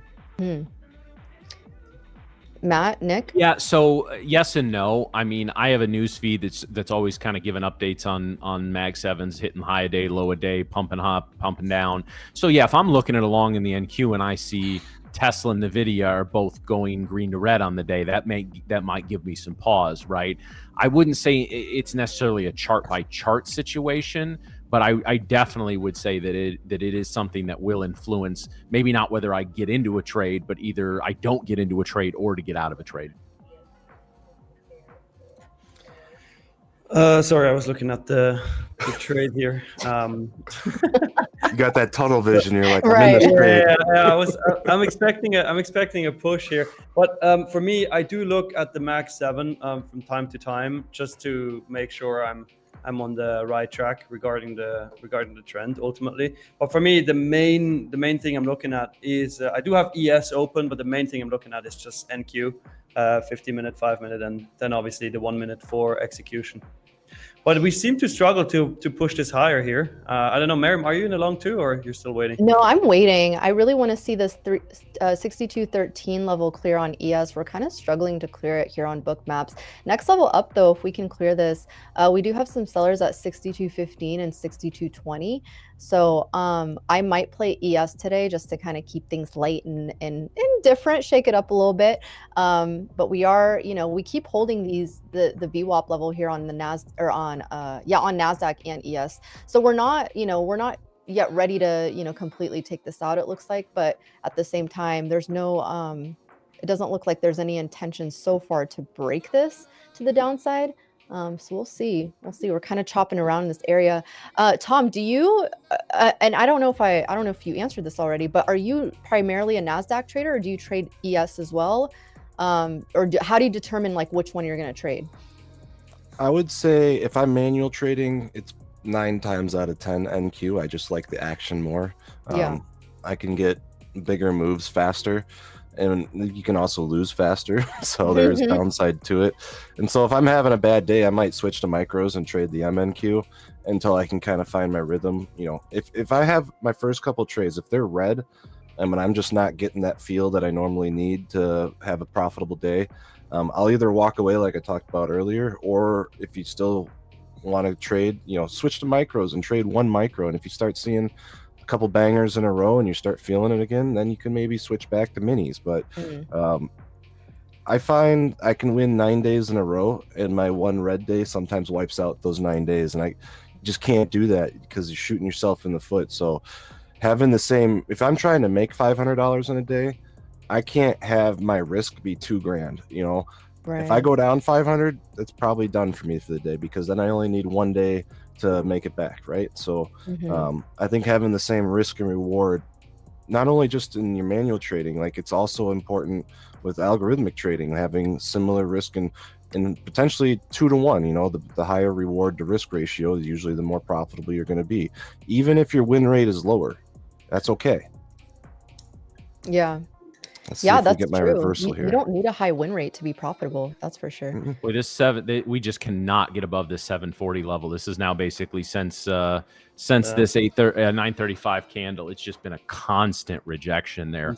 Every time we poke above 740, they just slap it down. I don't know what's going on in the books behind or on bookmap, but it is just pure candles. It is nasty at that level. They're going to need to pop it hard through there, or it's going to get rejected again. That's what I'm waiting for. Actually, I did get stopped out break even on 5 of my contracts, of the 10 contracts. So I'm still riding 5 though. Something you need to keep in mind is it's the end of the month. It's going into the weekend. It's also end of the quarter. So you might get some quarterly rotation. You might get some end of the month, rotation. I don't typically see trend days on these type of days, so breakouts might be muted. You might get smaller moves. Just keep that in mind. For me, when I'm looking for trades today, I'm not going to be looking for $1,000 move. I'm going to be looking for 100, 200 smaller moves, quicker profits, tighter stops. That's kind of how I'm looking when I trade end of the month. And you might get some. Are we allowed to swear? I don't. Yeah. Remember. Oh yeah. You can away. Go ahead. I call it fuckery. So you might get some fuckery today. Thank you for asking. That was very polite. Yeah. Our motto is we know, swear so. with our whole chest here at Tradeify TV. So it's. Some people we love gotta- it, some people hate it. Typically, No, when you make get some a really big, good points. I mean, we are entering the end of the month, and we tend to see some profit taking. We tend to see some, just like you said, fuckery in the market, and it's one of those days where you're not shooting for the stars here. You're really just There's the push. we're getting some buying pressure coming in here, guys. But yeah, it's a day to definitely be mindful of everything, of your position sizing, and not trying to swing for the fences. I just moved everything break even because if we don't have a follow through on that push, then I don't like it. So worst case, I'm break even on that trade completely. there you go. Yeah, keep in mind too, guys, the dev width, the standard deviation width on the NQ is tiny right now. It's 24. That's it's almost 25. It's tiny, and our 5-minute ATR is below 18. So that just kind of tells you it has been I know we've kind of trended down basically since about 8 a.m. Eastern time until the New York Open, but it's just it just seems like a market without a lot of conviction right now. And I think when you take a lot into account, especially some of the stuff Tom just said, that makes a lot of sense. Yeah, ES still looking stronger to me. We're really riding the EMAs here on ES, but Nasdaq ugly, not looking cute. We have Nasdaq data in is 6 okay. minutes, Michigan consumer sentiment and some points there, so that we may be waiting for that. Yeah, I probably won't take a Nasdaq is trade with news struggling. coming. I got stopped out break even, guys. Do you Do you guys use typically- do you guys use Fibonacci's in your trading? I don't actually use them as much. I know Brett uses them for his golden pockets and all that. Brett is Fibonacci. It's something that I like to play the halfway back, or you can use it to determine trend strength as well. So, for instance, if you're getting like 23% pullbacks and goes, that typically is a sign of a strong trend day.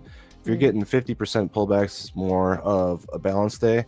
And then, we might be going for a 62% pullback here, which I think Brett would say would be his gold zone. So the 61%, if I remember. Nice. I Yeah, I'm think curious I if he's just still got on. another trade. Let me look here. MYM, we got a Dow long. Yeah. So now I have a long Dow and short MNQ. So basically, I'm hedged right now on my cash accounts. This fucker really had to bottom tick my stop loss at break even, right? Hey, they always know where your stop loss is. Yeah. That's one thing I've learned. I'm That telling one you, is we're each assigned a painful. market maker. That one is painful. Yeah, those are. Yeah, my MNQ short is getting smoked right now. I'm down about $1.50 on that, which in the long grand scheme of things isn't a huge percentage of my account, but we'll see what this MIM trade does. Maybe it'll balance it out for me. So we did not get my reversal either. Got a heads up on the consumer sentiment data. I mean, that stuff never happens, right? Like the guys managing trillions of dollars never. There's my TP. Yeah, there you go. Yes, also trying to clear this pre-market high here. That's a level I'm going to be watching for potential longs. This is getting a little ahead of me right now, but was not expecting that move, to be honest. I mean, it hurt me. It definitely hurt me, but yeah, we had a level on Nasdaq at 745, 750 that we cleared really well. ES trying to clear this pre-market high, but we're too close to data right now for me to really enter a trade, so I'm gonna have to wait. you could see what happened was we had that pre-market point of control, and then we formed the exact same point of control during the cash session, and we just kind of hung out there. And because sellers could not push it down, it then became, instead of a resistance, it became a support. And then you saw that breakout. I think you mentioned we were forming kind of a flag or an ascending triangle there. And then once we got that breakout above value area high, you saw that huge fuel just push it right back up, because all the sellers took their bids or asks off the market, and then you get that push up. So we'll see if the buyers get exhausted here, and let's see if we can get another level built up, and we'll get a push one way or the other. Nice. Yeah, I see in the chat, many of you guys took the bull flag, so congrats to everybody who did not get stopped out break even. Looks like the background team here is making some money. Nick, little Nicky in the background. I don't know if that was you that took that trade. $3,400 on the day. I think that was Brett. It's Brett, yeah. Is that Brett? Yeah, Brett took his GP trade. I love it. Congrats, Brett. I remember him saying he was in that long. That's awesome. So we got news here. Yeah. Yeah, news in 2. Let's see what we got here. Yeah, T minus. You guys gonna go watch any? 45. You guys gonna go watch any fireworks this weekend, or is your town next weekend? I think it's next weekend, right? Yeah. Yeah, well, sometimes they start it early. Yeah. Yeah, surprisingly, my town does it this weekend, so it's like, okay, it's a little early, but whatever. Oh, really? Wait, where are you? Yeah. What part of the nation are you located? I'm in Wisconsin, so. Yes. Go Pack, go. Yes. Finally, we bring another Wisconsin boy. And I was born in Milwaukee, so. Oh, nice. I grew up right outside Milwaukee, so. Yeah. Yeah, in fact, I often break up into the upper Midwestern accent on this show occasionally, so this will sound very familiar to you. Oh, you got to go out there and you got to get them, Yeah, don't you know there? Yeah, I mean, so you talk about all this data and stuff. I just, I go outside and I just, what direction are the cow pies flying? And that's, if they're going east to west, I go long, north to south, I go short. Oh, yeah. Tom is a Vikings fan. Tell me that ain't so. You live in Wisconsin, No. You're a Vikings fan? No, I am. Okay. Somebody said that in the chat. All right, okay. Skull. Man, I am a certified owner of the Packers. Okay, yeah, as am I. I haven't hung up my certificate back here yet. So, so anyway, Nick, Miriam, you guys can take about an hour off. We're going to talk football here for a little bit. This is going to turn into a sports commentary stream very quickly. Just got our vote stuff in the mail, I think. I got to go. Actually, I hadn't changed my address, so I got to go pick that up next time I'm home. Data in 5 seconds. Yep. Oof. There she goes. Oh, I just got stopped out of my short, so that is donezo. All right. All right. So as soon as it hits the news feed, guys, I will let you know. We are pushing. So what happened was daily highs. My opening range breakout just went long, flipped my short, and so now we are fully long on everything. Okay. Okay. Let's see here. Yeah, we're long. Oof. Nice. Long the Dow and long the Nasdaq right now. I'm gonna watch for this 88 to break here. Nice. Let's go. Push it. All right. Maybe we do get that trend. Are we gonna get that breakout? Or are we gonna get a double top here? Let's see. Consumer sentiment, inflation expectations, like everything across the board coming in almost exactly as expected. A couple of things a little higher, but basically no deviation from what was expected versus what was reported. We like that. Mm-hmm. All right. I'm taking a long here. 789 was my entry. I probably top ticked that, but my stop is going to be 772.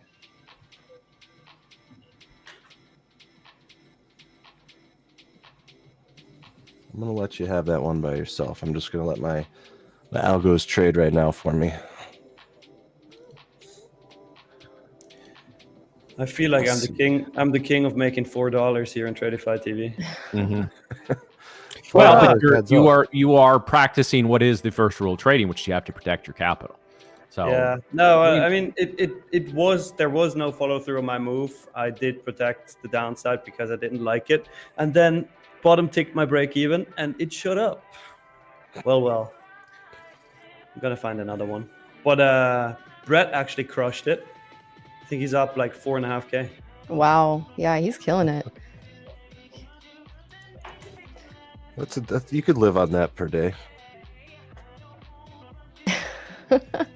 I think 4K a day is what would constitute at 211 trading days a year, just shy of $1 million. I think you need right around 4 to 5K a day to make $1 million a year.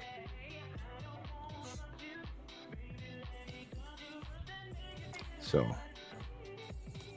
Yeah, let's see. I had this level marked here, which is the pre-market high. Let's see if we can break through this and form a trending day. That would be That'd be nice. a lot easier to trade. I actually prefer range days because I like to play the tops and bottoms. Trend days for me can be tough because I always are like, it can't keep going up, but don't fight the trend. You'll get smoked every time.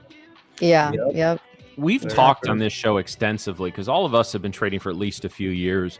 How different the markets have been in calendar 2025. Mostly, of course, Trump coming into office. So it's interesting for you to say that even from an algorithmic data, 100% pure data driven, that the whole nature of the markets has changed. It's just interesting to get that data back up. We've been sitting here basically since this show started and saying it has been a much different market composition, if that makes sense. You're getting bigger moves and you're getting more fake outs. So I don't know if the exchanges are seeing where I put my stops and they take it right down and then put it up. I'm telling you, we all have our own market maker. Yeah, we do. I feel like everyone feels that sometimes. We're like, how do they know every time? They know. They be knowing. So, loving this push right now. Let's see if we can. Yeah, ES is super strong too. Go. Yeah, ES is really ES is really currently strong. sitting at 6.227. So we got that nice pullback and retrace. When we go to tops here, we don't know exactly where we're going. That's when I start using the fib extensions and looking for that 618 extension and a couple others. So we'll see if I can get that here from the opening move. Oh, that's not the right.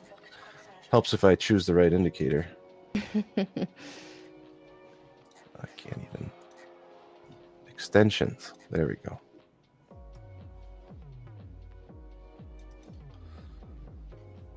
So we're almost to a 1-to-1 extension. Let's see if we get a small pullback at 22,800. I'm gonna go micromanage my cash trade here real quick. Micromanage. I like the honesty. That's how it really feels sometimes. Yeah, I have. Looks like we're close to that on my cash. I'm just gonna take that. I'm happy with that. It was a nice hedge. We'll take that too. All right, we'll take the profit there. Close enough for me. I'm not gonna mess around with it. I do that occasionally with my cash accounts. With the simulations, I always let them play out. Probably let this one play out, or maybe move my stop in the profit there. That way, can't lose. I love that. Can't lose, baby. Right? Put that stop in the profit. That's great. So those trades actually put me green on the day. I had that bad trade to begin with. We flipped it. We went green, and now I'm about break even on the cash accounts. Up on the Tradeify account, and overall it's been a okay Friday. Not great, but not bad either. You're joining me in the $4.50 club, eh? Well, cash count is up 300 right now. Oh, nice. And the other one is down a few hundred. Some of them I trade with different size. So like I have accounts that are 20,000, accounts that are 5,000. I like to test different strategies. So like for my $2,000 one, I would use the exact same strategy that I would use on a prop account because I only have $2,000 drawdown. So I used to use prop accounts a lot and had a lot of payouts, and then I realized, why am I just not trading my own money? I think they're great when you're starting, but if you have 50,000, you don't have to have any rules. Like for me, I love that, but I use both because why not leverage the leverage, right? Yeah. I think you're shooting yourself in the foot if you're just doing cash or just doing props. I think you should be doing both, and you can use copy traders to trade both at the same time too. That's a good point. Yeah. Yeah, absolutely. I mean, especially if you are such a good trader, I mean, being able to leverage that capital is in your advantage, essentially. So I'm just gonna take these off. I put this behind this other indicator. Now I can't get it. It won't let me click it. There we go. Also, guys, while Tom is pulling up the indicators and stuff, make sure that you like the stream really quick, because we are going to do our next giveaway soon, this time for 5 growth account resets. But let's get the stream to 550 likes first. So if you haven't already, make sure you smash that like button, get us to 550 likes, and we are going to do the next giveaway marble race. Actually, let's see. Mariam, what's your target on this, or are you trailing your stop? I want to see, no, I'm not trailing my stop yet. I want to get at least 20 points out of this, but my target so far is going to be this 812. I want to see 812 break. I see some on book maps. It's just a little above 812, but right now I have my stop set at the 68 level. So I do have about a 20-point stop on this, but I do want at least 1-to-1 on this. We are getting, I mean, 1-to-1 is not even honestly a target for me. I want at least 1-to-2, but we're getting a little bit of a push here. I want to see 812 clear, and then 850 would really be a nice target in my opinion. Yeah, the 50 levels are always like pretty strong, like the hundreds. Yeah. I might take a little bit off at this 812 level. Let's go. Just got a dub on my MNQ pill trade. So the pill is what I call my opening range breakout, my daily pill. It's my one trade. I get to take the opening range breakout every day. I love that. I have a lot of fun names for my algorithm. So do you name each one? Everyone, yes. Everyone gets a name. That's I have a new one. If you guys want a preview of it, that's pretty ridiculous. It's called Anubis, the god of wealth, and the guardian of wealth. So I love it. That's hilarious. So this is my first true next level, and I'll explain it a little bit without getting into too many details. But what you're seeing on my screen right now are indicators that I developed. One of them I call my regime analyst. And so we're looking at what type of regime we are. So this algorithm can fully read the volume profile. It can tell me that we have so far a balanced day because our POC is towards the bottom and we kind of have, balanced trading, even though it looks like a trend day. And we are absolutely trending up. Let's not keep that in mind. And you can see, even though it says we're in a D profile, at the top it says, confidence is high, direction is bullish. The reason it's saying choppy is because it's just slow, but it's a slow bleed. And then we have our confidence here that our direction is bullish. And then the bottom I have my market matrix. So this can read all 4 of the main indexes at the same time. It can tell me which direction they're going. It can tell me how they are aligning in terms of confluence. And so you can see that our leadership is saying the Dow is actually the leader in terms of percentage today. And then RTY was our most recent leader before that. And then ES is confirming our moves. So I use RTY to kind of gauge my risk appetite. So if RTY is confirming, we usually have a higher risk appetite. We might use some more contracts. And then I use these 2 indicators to develop a brain. And then that'll determine the regime type. And based on the regime type, it'll determine what kind of algorithms I run. And then based on whether it's choppy, ranging, trending, that'll also determine what algorithms I run. So it can pick which of the 20, 30, 40 algorithms I have. Based on the day, it'll tell me which ones I'm allowed to run. So it's a new concept I'm moving with, and I've been testing with some pretty good success right here, but it's still in active development. I would not put it on my cash account right now. Not gonna lie, Tom, this sounds like one way it sounds extremely cool, and the other way it sounds extremely complicated. So how do you deal with all these different things going on at the same time? So there's two schools of thought when it comes to algorithms, and some of my friends that are very successful algo traders say simple, simple, simple, and then just tons and tons of uncorrelated strategies. So things that do different things and they don't trade the same. And that way, if one's doing bad, the other ones are picking it up. And that's a great way to go. And I have those systems, and I have uncorrelated systems that work together. What I'm trying to do now is get to the next level so that I can have a statistical edge that I can pitch to raise funds, you know, when we get to that point for the hedge fund. But I have to avoid over-engineering and also overfitting. Overfitting is probably, if you ever get into algorithmic trading, overfitting is what most people do. You ever see those charts that just look like they go up and to the right? Oh wow, we just got another dub there. So that's market makers hunted my stop on that one. I am low-key furious, but Miriam, I love hearing Miriam, target filled in the background. Miriam and I were both short sellers, and then like we both go in along and we both get stopped out break even. Like that, it has to be the market. well, I'm glad I took some profit off at least. Like I literally topped that wick, and then it immediately moved my stop to break even, and then it came down and just stopped me out before now moving to where my actual target would have been, the 823, 825 area. So it hurts a little bit, but it's fine. At least I'm not red on the day, so that's a good start to a Friday. But Very true. Hey, my Euro trade just went green finally.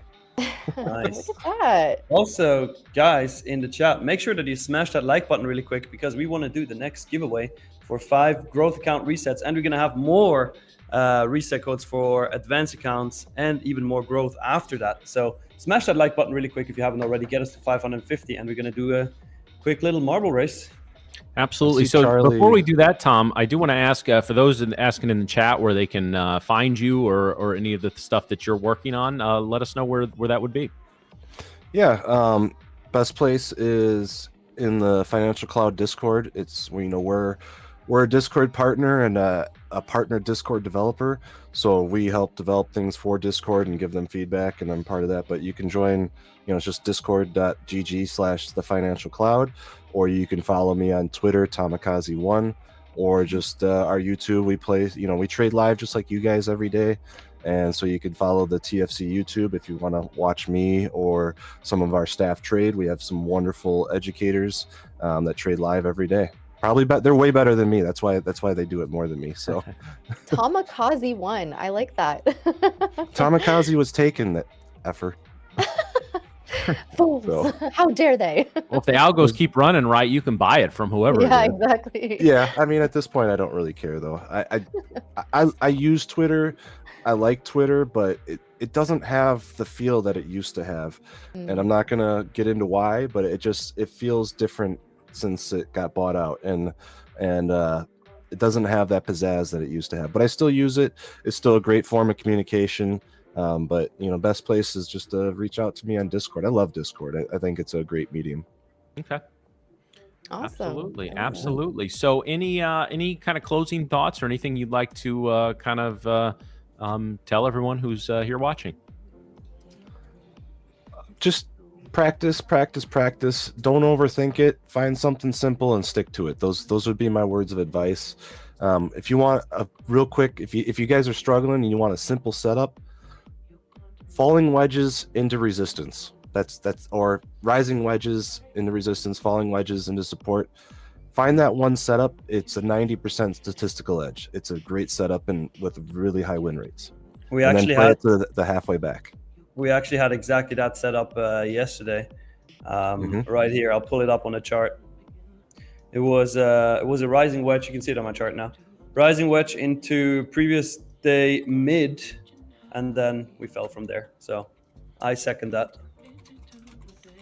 All right. Well, Tom, we certainly appreciate having you on. I can already tell you the 3 hosts are going to be pushing to have you on again at some point. So appreciate the emotion-free, data-driven approach to trading. And I think we definitely need to have you back on again. Well, I was a pleasure being here. If you guys want me back on, just ask. I'll be happy to come back on. All right. Well, thank you very much for being with us, Tom. Again, Tom's YouTube is pinned to the top of the chat, so make sure you go give him a subscription and check out some of his material there. Tom, thank you very much for joining us. Thanks, Tom. Thank you, guys. Thank you, Tom. All right, so we are now going to take the next half hour of the show and let Miriam curse out the market makers. So everyone kind of, if you're offended by that, I would recommend muting. So Miriam, you've got 30 minutes. I expect to hear at least 3 new curse words during that time. And, Can I join? Yeah. Just yapping away on this. Yeah, no. It is very frustrating when you see movements like this happen, but we're also pushing into highs, guys. We're pushing into highs, so we really have like no levels to really understand and know where we're going. I mean, I'm really relying based off what I see on book maps. And right now, look at that 825 level that I'd mentioned, getting a really nice look above and fail of that level. And, we're starting to get a push to the downside.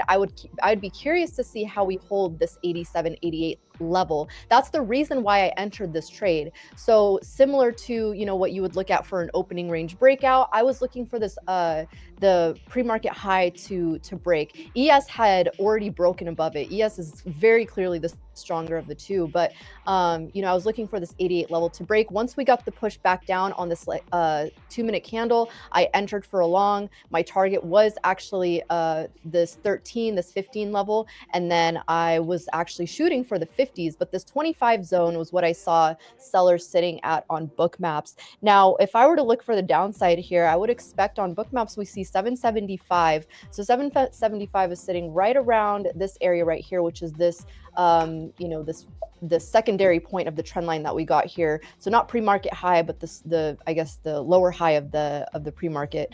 So that would be a zone that I would look for us to possibly bounce at as well. Otherwise, if we continue to the downside, which it doesn't look like we really want to at this point, but if we continue the downside, we have such a clear shot to VWAP sitting at 740, that same area that you were talking about, Matt, that we just could not clear. And we're sitting right there at that level. Now, again, who knows what's going to happen here? We could continue and make all-time highs. We could continue all the way up to 23,000. Who knows? I mean, anything's possible at this point. But that was my trade for the day. Very quick. I was kind of looking for more of a trend up sort of day, but I didn't want to give back my profits. I ended up taking profits at that 813 level. So a nice 20-point move, a 20+ point move to the upside. And then I just moved my stop to break even.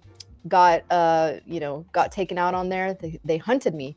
My market maker just doesn't like me very much this week. They really they were after me on Tuesday. I think it was Tuesday that I just kept getting stopped out, and I was like, you know what?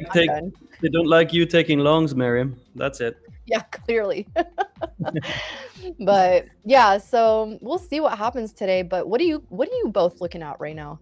I'm eyeing this +1 standard dev band, which is coming in. The band itself is from 772 up to about 780, with the about 775 to 776 being the actual +1 standard dev. So we get to there. These last 3 5-minute candles, not counting the one that we're in, that's a very toppy pattern. I will tell you this, and it's one of those, you guys know how big I am on candlesticks. I highly recommend Steve Neeson, that's Nison, any of his materials. A lot of it's out of print. You can get secondhand copies of his books and DVDs, usually on eBay. He's the OG of candlesticks. Some of the best teaching you'll ever encounter. Now, he'll be the first one to tell you candlesticks are not all you need. They're not the be-all, end-all. They're a tool, right? But it's one of those differences between futures and stocks. If this were a daily chart of any stock XYZ, those last 3 candles, I would be like, I know we joke full port, I'd be full port shorting into that, right? A multi-wick rejection of a particular level on a daily stock chart, that would be put city, baby.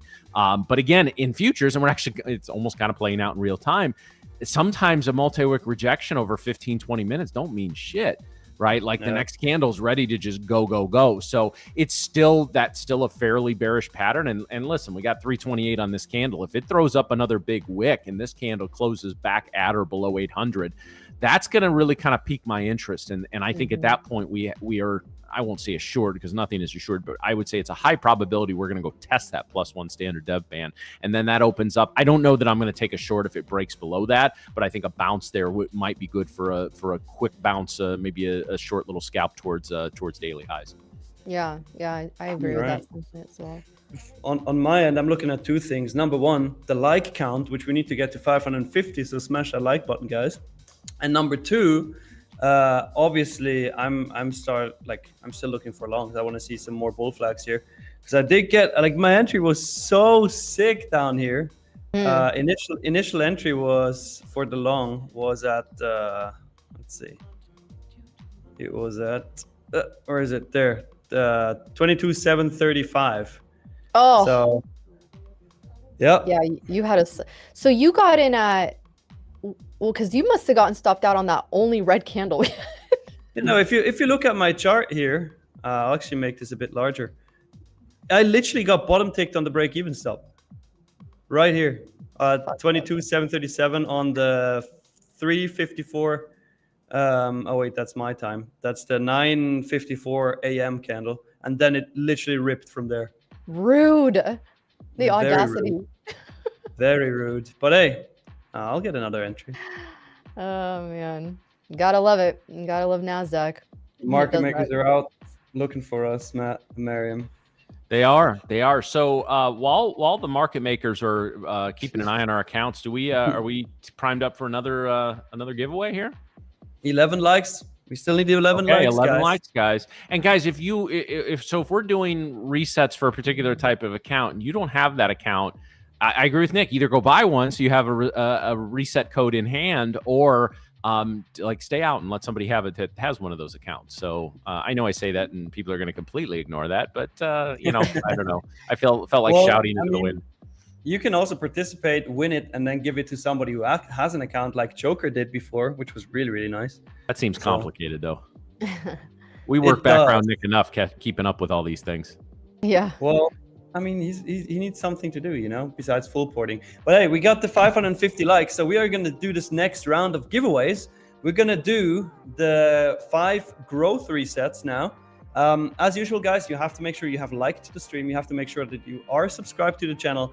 And once we drop the keyword here in a second, you only type that keyword once, not twice, not 3 times, not 4 times, because you are going to get disqualified. And in honor of Tom, who was our guest today, the keyword is WTOM. It is with a space in between. So W space Tom.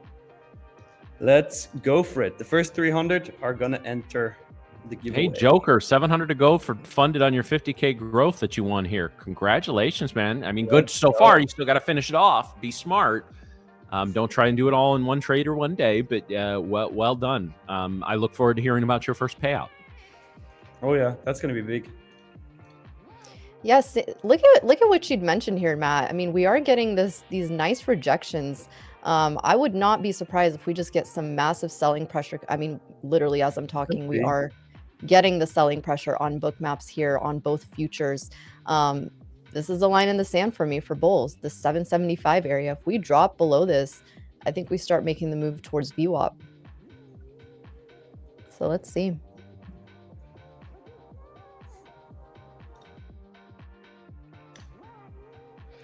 Let's see what we get. I mean, if we get a bear flag, I wouldn't mind that, Yeah, these. As long as I get another setup.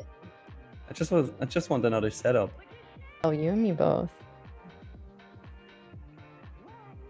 I'll probably take half my position size though, because I don't want to get too crazy this Friday.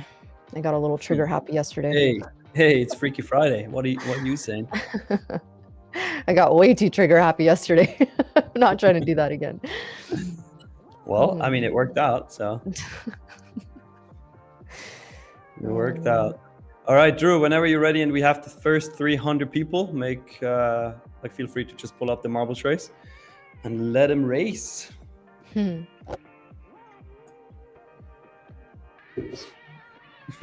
Leia says 10 minis, Miriam. Oh God, give me PTSD. I used to trade 10 minis. I used to. Wait, Cody, are you saying you are long since 22,728? Or are you looking to go long if we come back to 22,728? Wow, 728. What a nice move. Got about 100 points out of that. That would be a nice entry. You got it at 728, and you haven't taken any profit off. I mean, I don't know whether to congratulate you or yell at you. Okay, see, no, he says he has a limit order there, so. Oh, okay. Well, there's still a lot of room until we're there. It's not looking too hot right now. I feel like we might get this drop. Looking bear flag here. Yeah, I like it. I think we might get this. Lower high and now a bear flag. I would like that actually.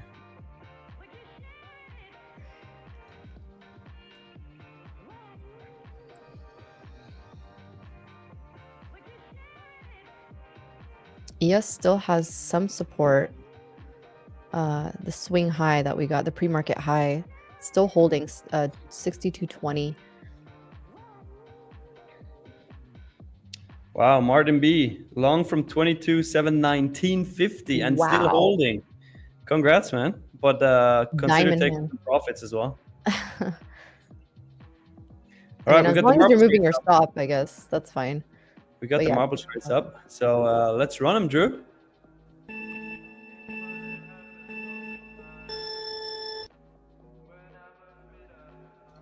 Remember, guys, the first 5 are each. Oh, I'm in the lead. Let's go. The first 5 are each going to receive a free growth account reset.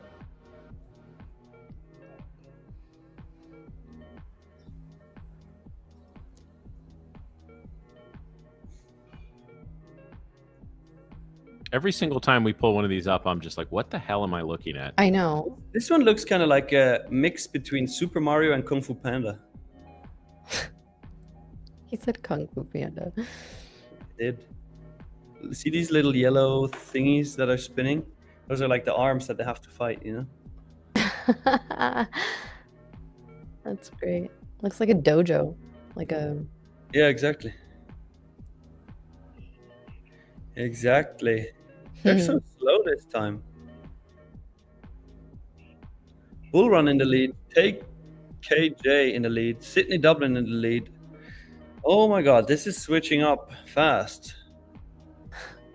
It does kind of look like miniature golf, Wolfie. Yeah. Right? I would agree.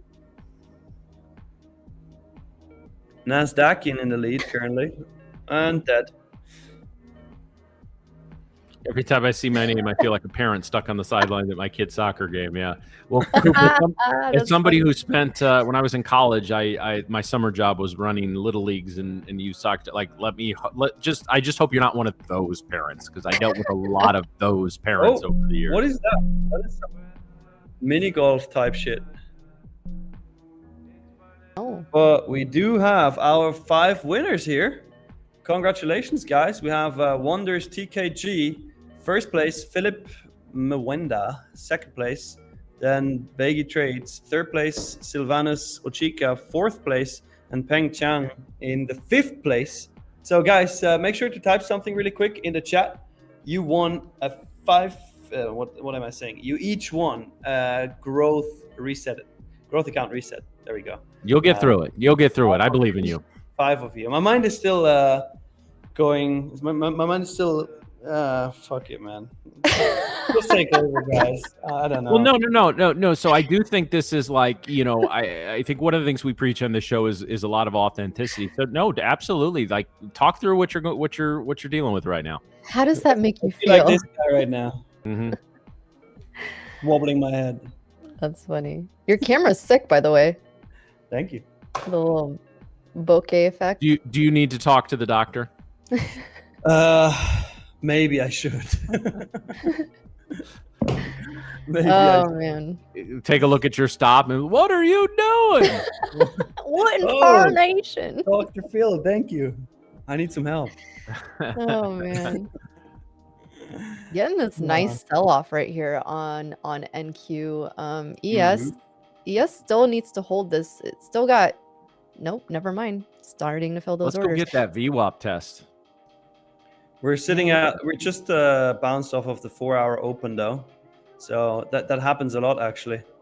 Let's see if we hold it or not. Because if we break the 4-hour candle open, I could see this fall if we don't hold it. What would that level be for you? The 4-hour candle open is sitting at 22,764.50. Literally right where we just wicked to right now. Yeah, exactly. Which is also the consolidation zone that the big green candle came out of at 10 a.m.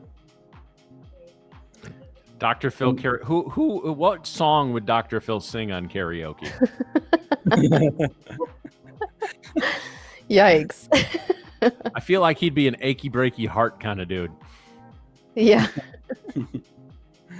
It would just be called, or I don't know. There's got to be a song out there. Or maybe his original song. I'm not really a doctor, and I just got over out of being sued, which is why I really don't know what the fuck I'm talking about. That is actually the crazy. I had no idea he used to be a lawyer or of some sort. Dr. Oz and Dr. Phil. We have Oprah to thank for both of them. Oh Lord. All right. Also, thanks, Oprah. Jack Watts, is the 35% discount still live? Yes, sir. It is. The discount code is 7 days without the space. You can see it in the bottom right corner here in the stream. Yeah, now we're this is an interesting candle. If this candle throws up a buying wick, oh boy, that'd be a confusing last few candles when you look at the pattern in like totality. But if this ends up closing down below 760, I think we've got a VWAP test on deck. I would like that very much. Is that Mrs. Dr. Phil? You know, do you think he just drops that voice like the show is done? Like, what are you doing? And then he's like, somebody get me a beer. Someone get me a beer. Yeah. No, he's like, hey Tony, go get me a beer. You believe I gotta do this fucking accent for these people? One tarnation. Yikes. Yeah, that's Dr. Phil would never be in the mob. He'd rat out everybody. Yeah, exactly. He wouldn't dare.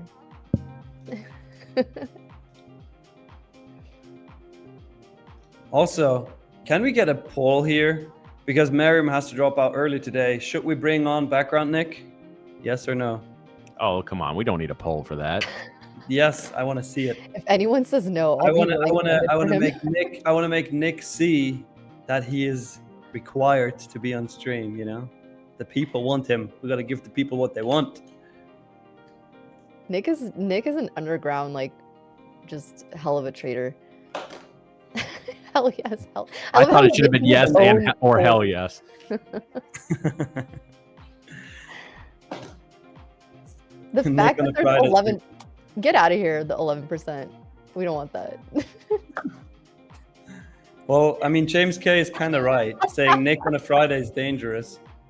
Who the fuck is voting no? The audacity.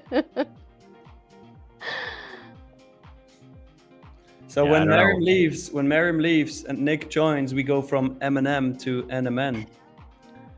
Oh. That's true. That's true. Yikes. NQ looks so bad. Yeah, right some people were voting no just because they know we'd overrule them anyway. Yeah, exactly. I mean, 9 times out of 10, we defer to our wonderful viewing audience to kind of dictate where the show wants to go. But now in this, we're overruling y'all in this case.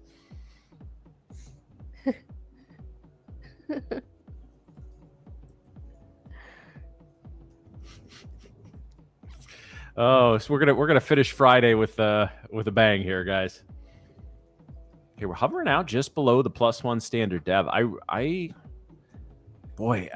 it weren't for these 4 wicks up at the 800 level, I would really be looking to grab long if we were to get back over 85.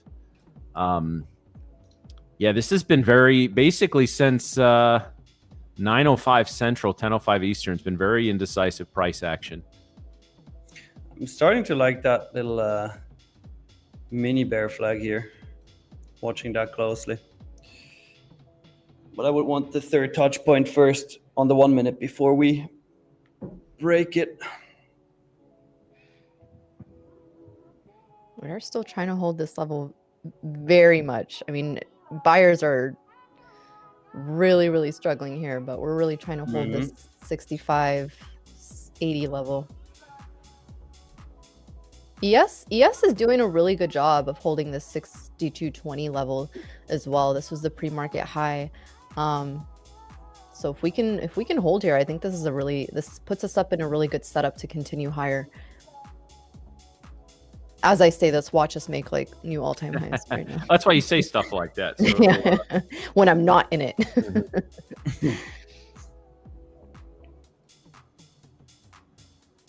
Don't also keep in mind, guys, we do have Supreme Court decisions coming out today. Nothing so far involving markets or financing or anything like that. Other than if there is, I didn't look at all the cases that are coming up, and I don't think there was anything that would really affect us as traders. But just to be aware of that. Are you kidding me? Are you kidding me? Oh, there we go. I love it. Oh man. There we go. That's great. Did something come out? I feel like that was a rager candle for no reason. I'm looking. Well, that's awesome. A good old ripper. Well, but then watch this throw up a selling tail by the time the candle closes, you know. We closed back below probably 785 to 780, and that's kind of just much to do about that. At that point, it just becomes another rejection of 800. Mm-hmm. But this is not looking like a rejection, honestly. Yeah, I don't have a source for it, but it just pop up on the newsfeed. EU and US confident they'll reach tariff deal by July deadline. So that may be something over the weekend. Yeah, I am getting that sense that DJ Nick is actually the market maker. Yeah, I think he is. He just sits there every time we get to a trade like, watch this, fuckers. I got you. Yep.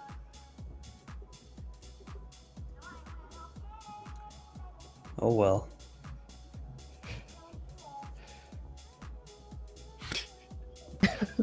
Boy, I would like to apologize to background Nick's girlfriend. We're really pumping his ego today. We're making a mess. You're going to spend the weekend cleaning up, so I would apologize for that. Oh man, so good. What a hold of that level. Look at this pump. It's crazy. King in the apartment today. Just today. Let's make that very clear. Just upgraded the Friday night dinner reservations is what happened. We don't have to go to Panda Express or Cracker Barrel tonight, baby. We love those. We go to the Chop House tonight. Go to Outback Steakhouse. Never talk bad about the Panda Express orange chicken. Wait, I'm not wrong. No, he changed it to DJ Nick, but with your picture. Oh, that's kind of funny. That is kind of funny, guys. Look at the profit plate here. It's gonna switch in a second. Oh God, here we go.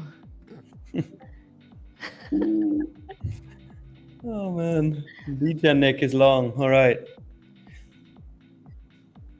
Okay, DJ Nick, what's your target on this? I'll mark this out for you here on the chart. Tell me. With my photo. Yeah. We've got DJ Nick photos. He was at the photo shoot. Yeah. So 834. Okay, and what's your stop? None. This is not financial advice. DJ Nick, what's your stop? No stop. Okay. Well, why would you even ask if you had a stop? I'll just put it below here. Okay. Below that 4-hour candle open. So I marked it out on the chart. Let's see. You know, it's all said and done, though. That candle was another rejection of the 800 level. Oh, wait. He's saying his stop is at 740? Nick, what? What's your entry? Oh, 788? All right. That would be a 48-point stop. You sure? At least he has a stop. Yeah, well, small steps. Baby steps here. You're asking too much, Nick. Oh well. It's still a 0.96 RR trade. Almost 1-to-1. Yeah, where are you getting I'm curious where you're getting 834. You might as well just shoot to 850 because I don't see anything on Yeah, fuck it. 834. Fuck it.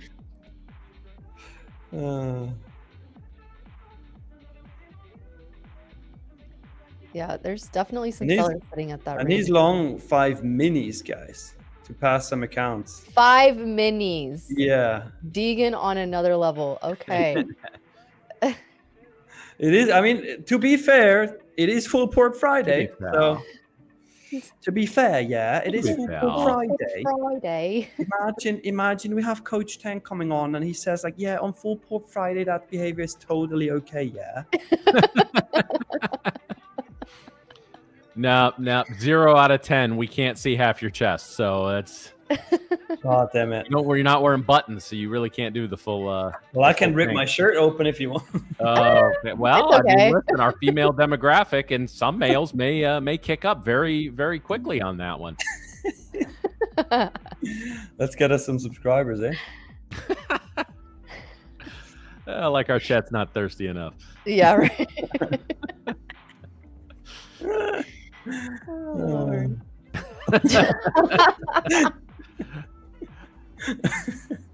That'll go viral for all the Yeah. wrong reasons. Oh my Yeah. gosh. Yeah, we're I'll do it. I'll do it when we hit 25K subscribers. That yes, that will allow. That will allow. I'll do it. You got to do it on top of one of those mountains you're always taking pictures of. yeah. Though. Or do it while skydiving. Yeah. Oh wow, that would be sick. Just don't take your parachute off while you're doing that. You know what? Roald says rip the shirt and make sure you got 10 reset codes. So I'm gonna do this. When we reach 25K subscribers, I'm gonna write like 10 reset codes on my belly, and then I'm gonna rip the shirt randomly during the show. You never know when. I'll just rip it. Oh boy. Oh yeah, only Tradeify. Let's just face it, guys. You do not get this level of entertainment with some of the other shows. Did you hear he has an OT account? An OT. He sells trading signals. He's gonna show you his chart with no indicators on it. Mm. with all the gaps. Yeah. Naked charts all day, baby. I'm sorry, mom and dad. Thank fuck it's Friday. Oh my god. Are they watching every episode, Mary? Not me. Oh, are they watching every episode? Yeah. Yeah. Hopefully not this part. Oh man. I thought you were asking if I was gonna watch any episodes of your OT. Oh, no, no. It's like definitely not. Well, Tanner, I swear if he rips off his YT to reveal another YT, that's actually a pretty good idea too. Now that would have been hilarious. That That'd would have been sick, hilarious. actually. Yasir, that is not my position. That is Dejan Nick. Yeah. Apparently, it's just using my photos. So I am not in a position. This is I am. What happens when our behind the scenes graphic team has 30 seconds to do something? Well. I'll update the pic. Thank you. Oh, DJ man. Nick. He's not going to actually update. He's just going to Photoshop your hair out of it. Imagine now there is a pop-up with Nick's picture, but Miriam's hair. That would be great. Yeah. Or Matt's picture with Miriam's hair. You guys are funny. Gotta love the TTV chat. Mitchell, what did I just walk into? Don't ask. Yeah. Well, welcome to Tradeify TV, I guess. Oh Lord. After dark. Yeah, we're struggling at this level. 800 is going to be that level we need to break through. We just have clear resistance here. And for ES, it's 6-230. ES is way stronger than Nasdaq right now. ES is way stronger, yeah. The push was way cleaner too, and it was way earlier. The crazy thing is, you probably could have made more money trading ES today than NQ.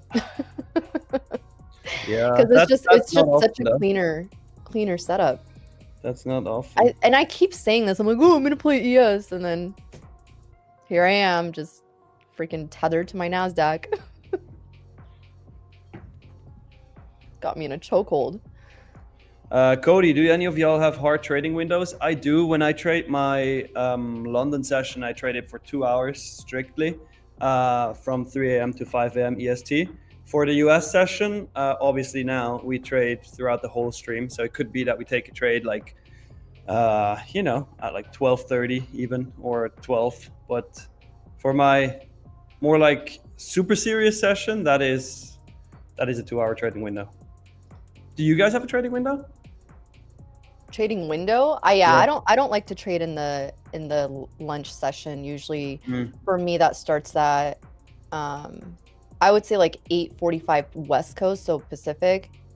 So 11:45, and then all through I would say probably 1 or 1:30 East Coast. But typically if I get a good day, or if I get a good trade in the morning, there's no reason for me to come back in the afternoon. But sometimes occasionally I'll play options during power hour. That's when we get most volatility. That's when the contracts are cheaper. So I'll play options during that time. Fair enough. Oh, look at that. Nick changed his photo. Perfect. Nice.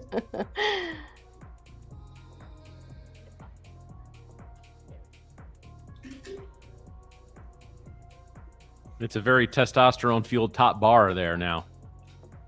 Yeah. It's kind of squeezing right now. We're squeezing on the 15-minute. I think if we can get through 813, well, 800 first, and then 813, we have a clear shot. You know, we've rejected 800 quite a few times, but we do seem to just keep going up to that level. Yeah. It's magnetic.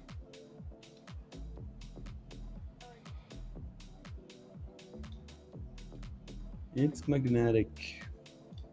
It's fantastic. Oh, good You Lord. can brush No. my hair. No. Oh no, Miriam. No. Miriam, when did you say you need to leave? All right. All right. Shots fired. Okay. All right. I'll just make sure I send that to you every single day so you can be reminded of it. Thanks. Nick is sitting at that break-even point here in his degen trade. Degen trade. Well, his stop is like another 50 points, so I think he's okay for now. Well, that is true. That is true. But his target is as well. So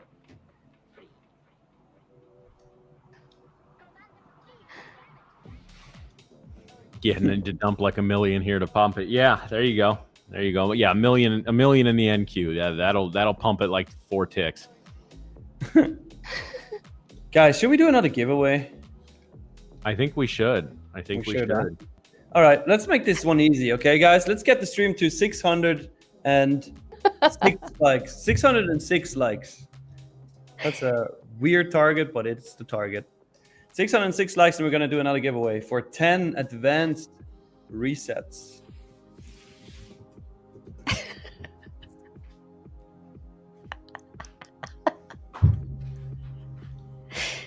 You guys are great.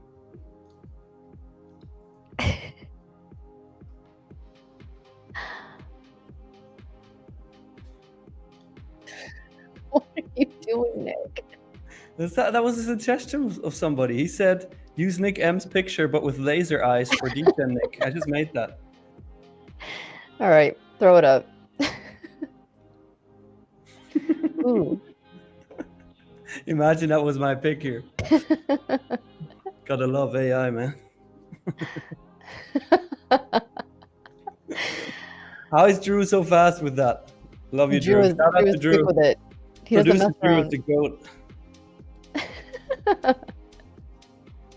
Why do you have 2 lasers coming out of one eye? Well, I'm not sure. All right, we reached the target. So I'm gonna set up the keyword here with Drew. Little Nicky, watch out for this selling volume coming in. Oh, this is not looking good. Turbo What's the- Scooter. Is that a pic of Nick scanning the charts for his $4? That's exactly what it is. That's exactly what it is. And by the way, Nick, as long as this 4-hour candle open holds, you're still good. Let's see. This giveaway is going to be for 10 free resets for advanced accounts. So, Oh, let's see. Yeah, the little Nicky, it's definitely not looking too good now. right to VWAP. We're going right to VWAP here on the 5-minute. By the way, guys, the trade that you see on my chart here, that's not mine. That's Lil DJ's trade. All right, so let's do the giveaway. We reached the target. We're gonna do a marbles race. As usual, you need to have liked the stream. You need to be subscribed to the channel, and you type the keyword laser eyes in one word. Laser eyes to participate. There you go. Laser eyes.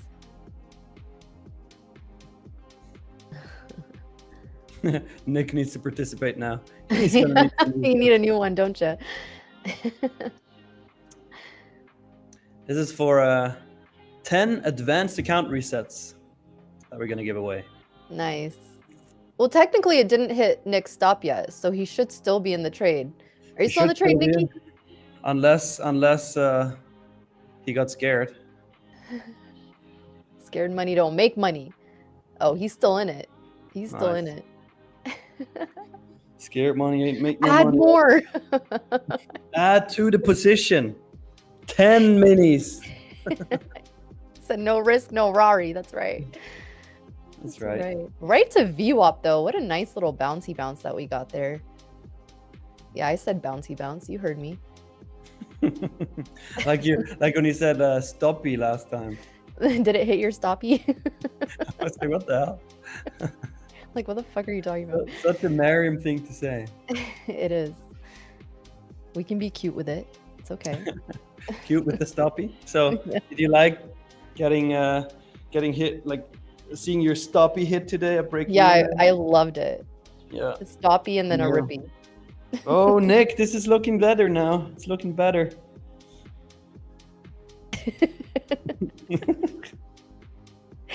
What is this, a Rari? Do you mean a variable? No, we mean the Ferrari. It's bouncy bouncy professional term. Very professional. Very. Oh man, Drew, whenever so you're professional, never heard of whenever you're ready, pull up the marbles, and we're gonna race for 10 advanced account resets. Actually, this time we're gonna do it this way, okay, guys? We're gonna do the first 5 people are each gonna get 1 free reset, and the last 5 are each gonna get 1 free reset. Okay, so we switch it up a bit. Nice. Parade Yeah, at your best loser wins. last. Parade at your last.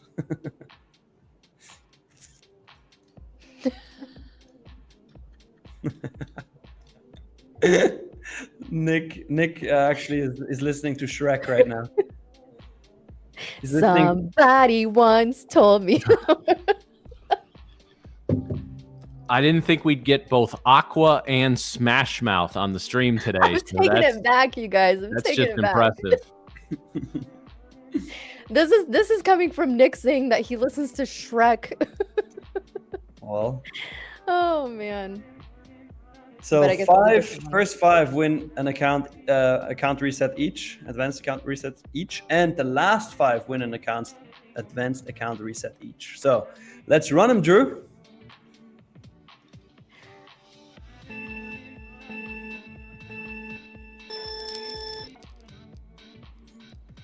That looks like another kind of mini golf course. Mitchell McIntosh in the lead. Maverick follow up. Trader 256 in third. Oh, I'm third. I'm second. Let's go. Let's go. Oh, I died, I think. Oh no, I'm still there. I'm still second. Let's go. JB in the lead. USA in the lead. Who was that? A? I love that name. Got Brad Kramer in the lead, brother of Tim Kramer. Got Maverick third. Arthur Every- Y33. Damn. Every time we have marbles, we get a move to the downside here. Hey, we had this course before. I know this one. We've had this scene. We had this one before. Yeah, it's Shrek's colon. Not Satan's anus. No, that was yesterday.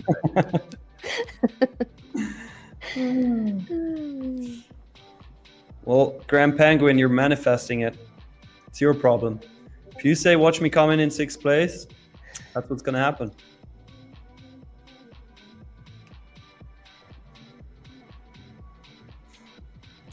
Let's see. Some people dying here. Flying Finn actually flew off the track. That's a match to the name. Apparently can't fly. No, he was lying. He was lying.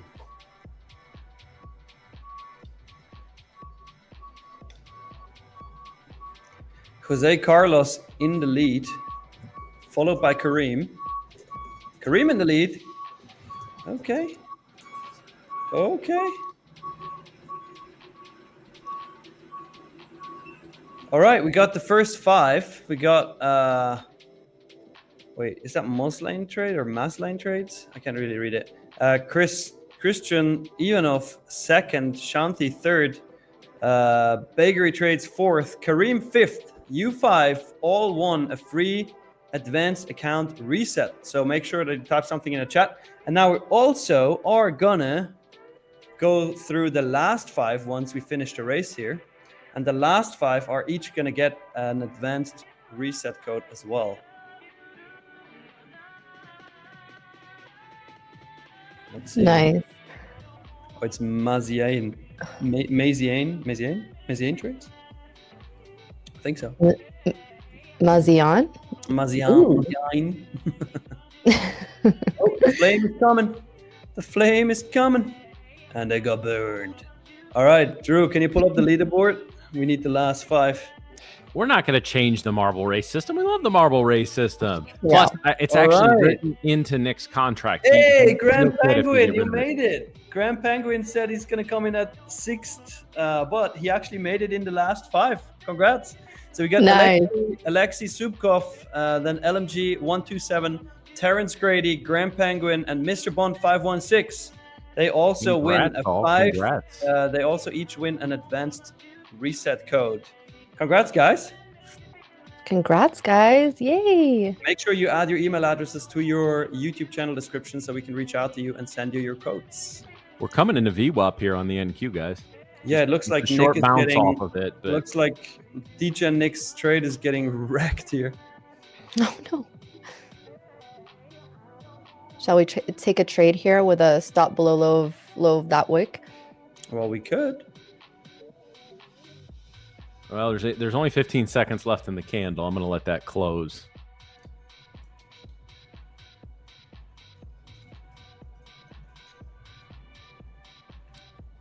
Yes, still holding that pre-market high very well. Yeah, Nasdaq's struggling. It's making another run down to VWAP here.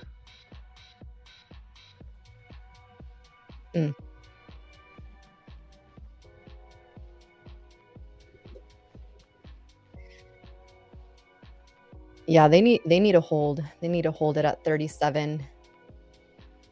37 would be the line in the sand for me. Otherwise, we retest this trend line. We could potentially retest previous day high. Look how quickly and easily we were able to give back this move, though.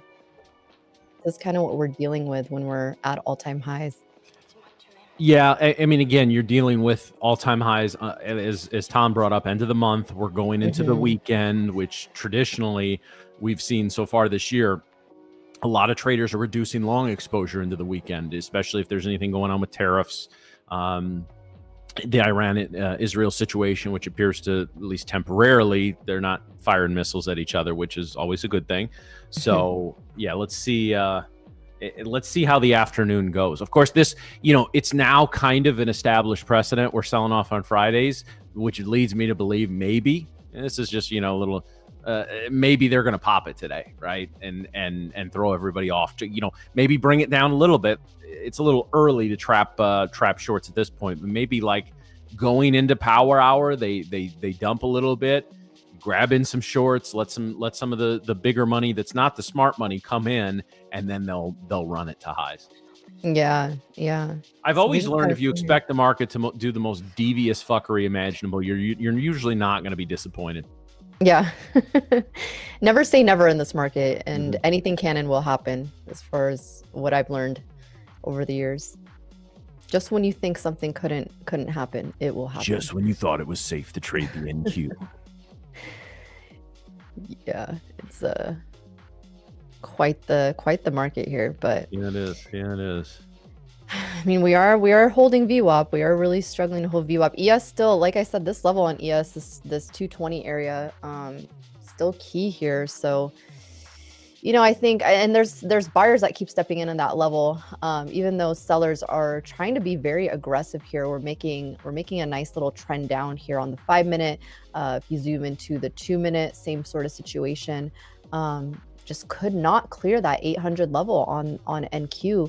ES, I mean, both futures look like a double top formation. So, you know, if we continue, we could really move down the rest of the day and kind of trend down here.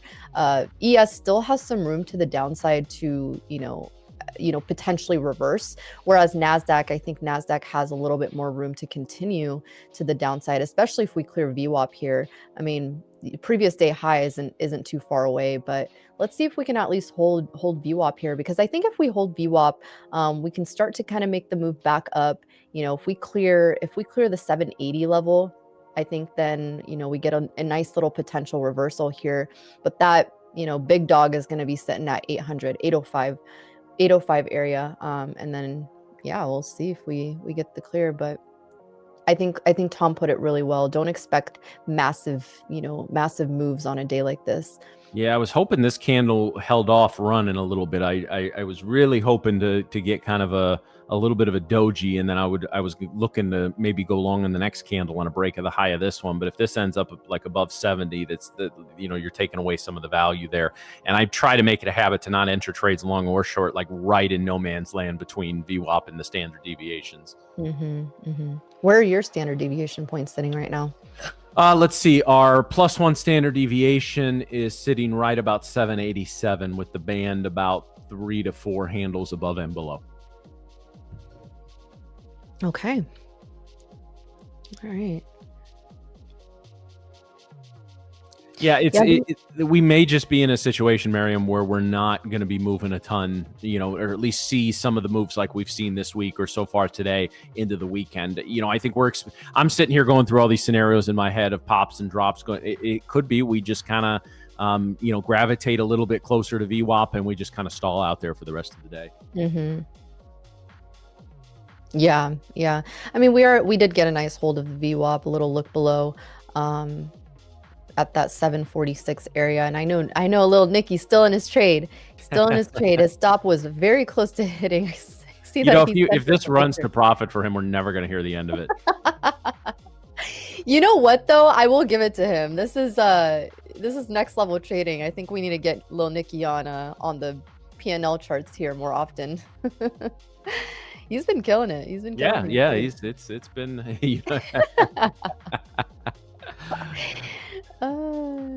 So great. Yes, again, I'd like to apologize to Nick's girlfriend for the massive ego you're going to be dealing with for the rest of the day. Yeah, he said, "Don't hype me up too much." Yeah. Oh man. No, that was her that typed that. She took over this. Yeah. Oh, man. All right, so. Yeah, it's been we just in the past hour we've got a lot of buying wicks, selling wicks. We're some on the same candles. It's we may have just kind of found our range for the rest of the day, 750 to 800. I still think I agree with background Nick. I actually think right now we may make another run towards highs. I don't know if we're going to finish up there, but just based on the price action now, I would. I mean, 787 to 790s, the next area that needs to fall based on the standard devs. I'm over here saying, Alyssa, I'm cooked. We're so cooked. And then I'm saying, oh my fucking God, Alyssa, we're cooking. Oh, your poor girlfriend. Well, I'm sure Alyssa's just rolling her eyes no matter where she is right now. Yeah. Used to it. She's used to it. Oh, NVIDIA's going apparently. Let's look at NVIDIA here. Yeah, that could be what's popping the NQ. NVIDIA is very very heavily weighted. Oh yeah. It's up. She thinks you're crazy, man. She's been dating you forever. She knows you're crazy.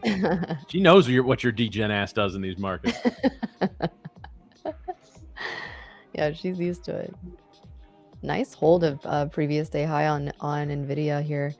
NVIDIA is up 1.5% today. Look at Tesla. Hey, DJ and Nick's trade is getting back to break even. Yikes. Look at this.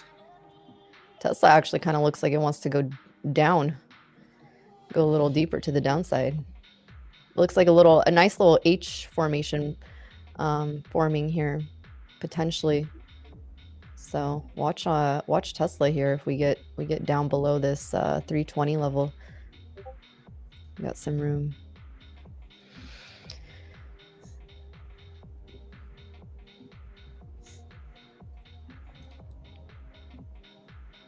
All right.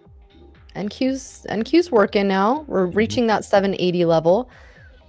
Let's see if we clear here. ES needs to clear 62.28. We have some sellers there as well as 62.30. 62.28, 62.30. Nasdaq is going to be still that 780, 785, and then that 800 level. Yeah, Nick was almost back to break even. Almost. Nice. Not There fully you there. go. I mean, he's pretty much there. He was down quite a bit. We also need to put that he is apparently blaring the song "Holding Out for a Hero" from the Shrek 2 soundtrack in the background. We'd get a copyright strike if we threw that on there. We're desperately trying to not do that, but yeah, apparently it is just blasting right now. So I'd like to apologize to everyone in the River North area of Chicago right now, who happens to be within hearing distance of Nick's building. Nick's neighbors are just loving it right now. Like, oh, it's that guy. This guy again. The Shrek guy again.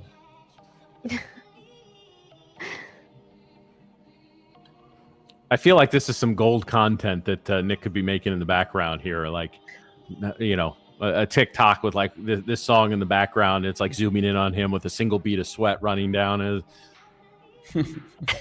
Yeah. I would watch it.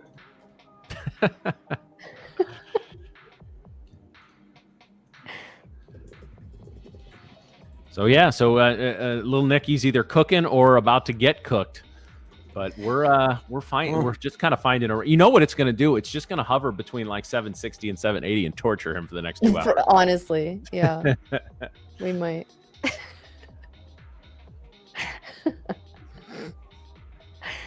Any good discounts right now? 40% off maybe. We got 35% off. Okay, George.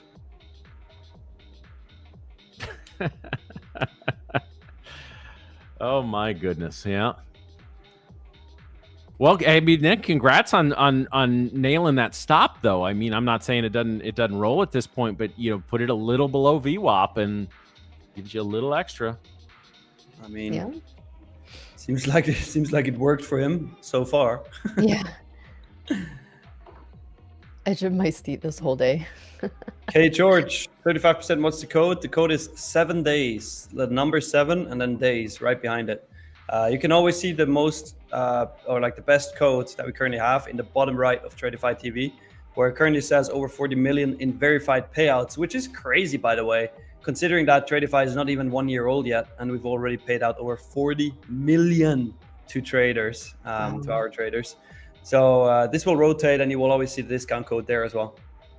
7 days is the one for 35% off right now.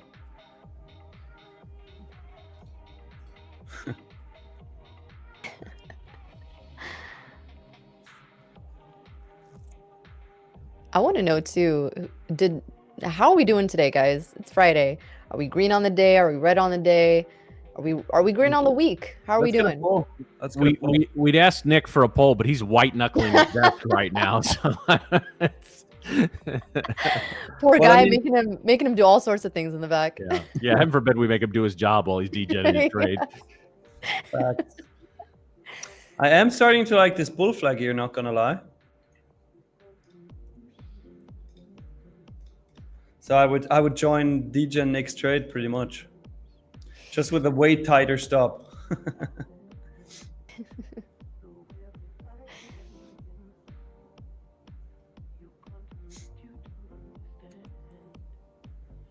Yeah, guys, make sure you're caught up on the stream. For those of you behind, you'll get this message in about 10 minutes.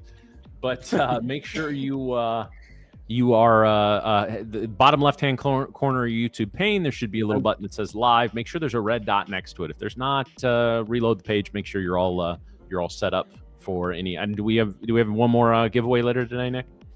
Yeah, we do. And I'm actually in that long now. Okay. Bull flag break. Did you get in at the same level that Nick did? Pretty much. Oh, great. Now we got two Nicks sweating the same trade. Well. You should have made it more exciting and just went short. And Honestly, if you get through 90, you got room to run to the upside. Yeah, get the 90, 800s on deck. I have my first target at 95.50. Okay. And then Nice. I have my second one at 808.50. what was your entry on that? 83.90. So like 84. Pretty much exactly where we are right now. Nice. Let's see if we can get the push this time.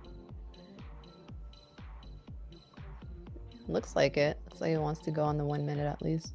Would be nice. I mean, if we reach target 1, I would move my stop to break even of the remaining 5. Yeah, let's see that 800, the final boss. 800 is indeed the final boss today.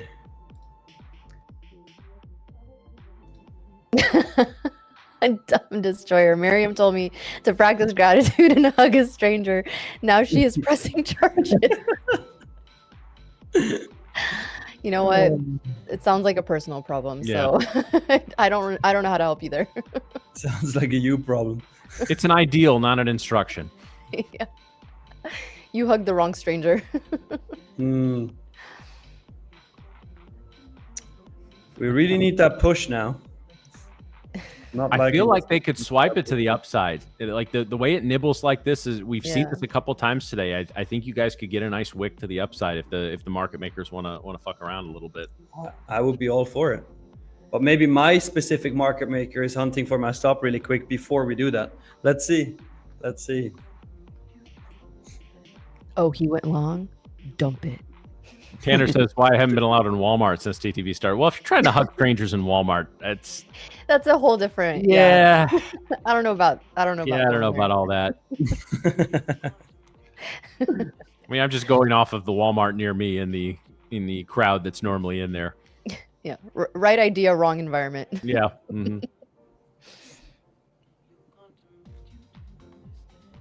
I mean, you just go to a park. You don't try to. You just put your arms out. See what happens.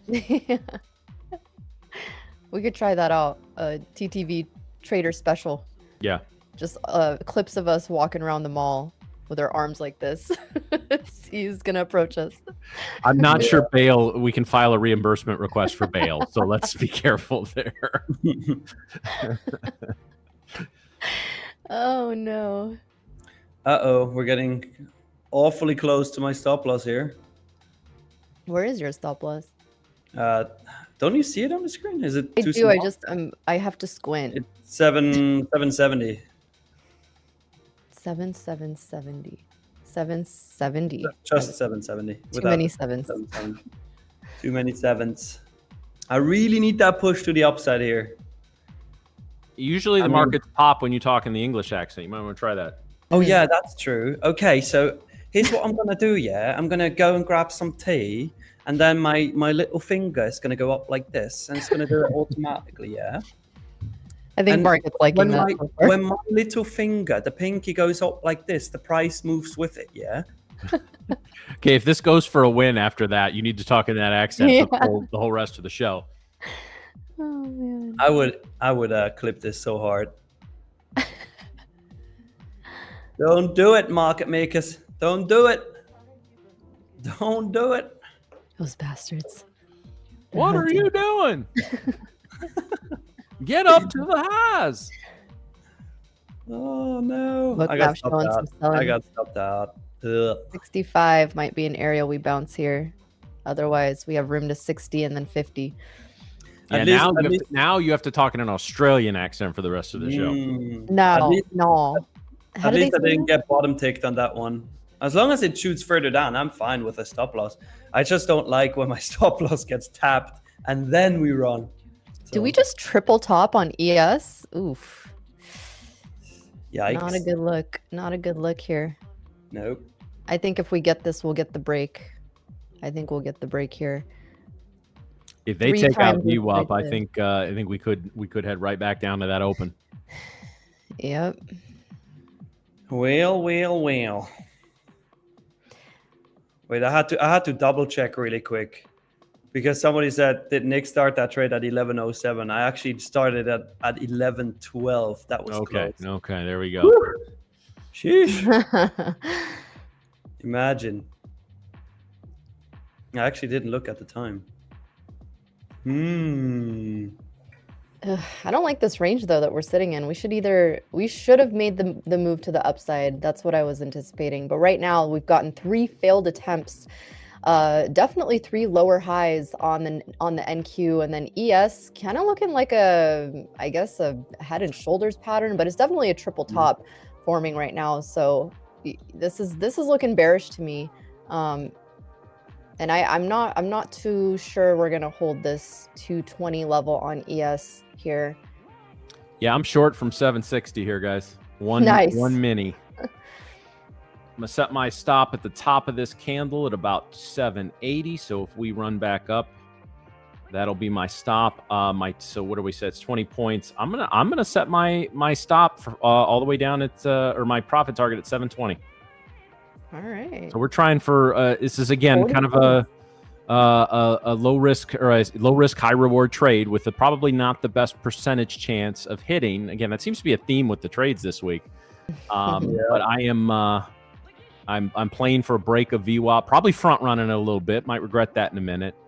But I think we just see a few things kind of starting to change. Now this could just be a choppy situation here, but yeah, I'm cautiously optimistic. It's starting a little against me, but that's all right. Get back above 780. I think 800's on deck. Yeah, especially if we can't. If we're making a lower high or a higher low here on NQ on the 5-minute. ES also. See, that's the tricky thing. You know, we get this movement to the downside. We get this like nice selling pressure. Right now, it does look bearish, but we're also just bouncing at these levels. So I think for me, what I would be looking for if I were to enter another trade, I would want to see ES clear the 6220.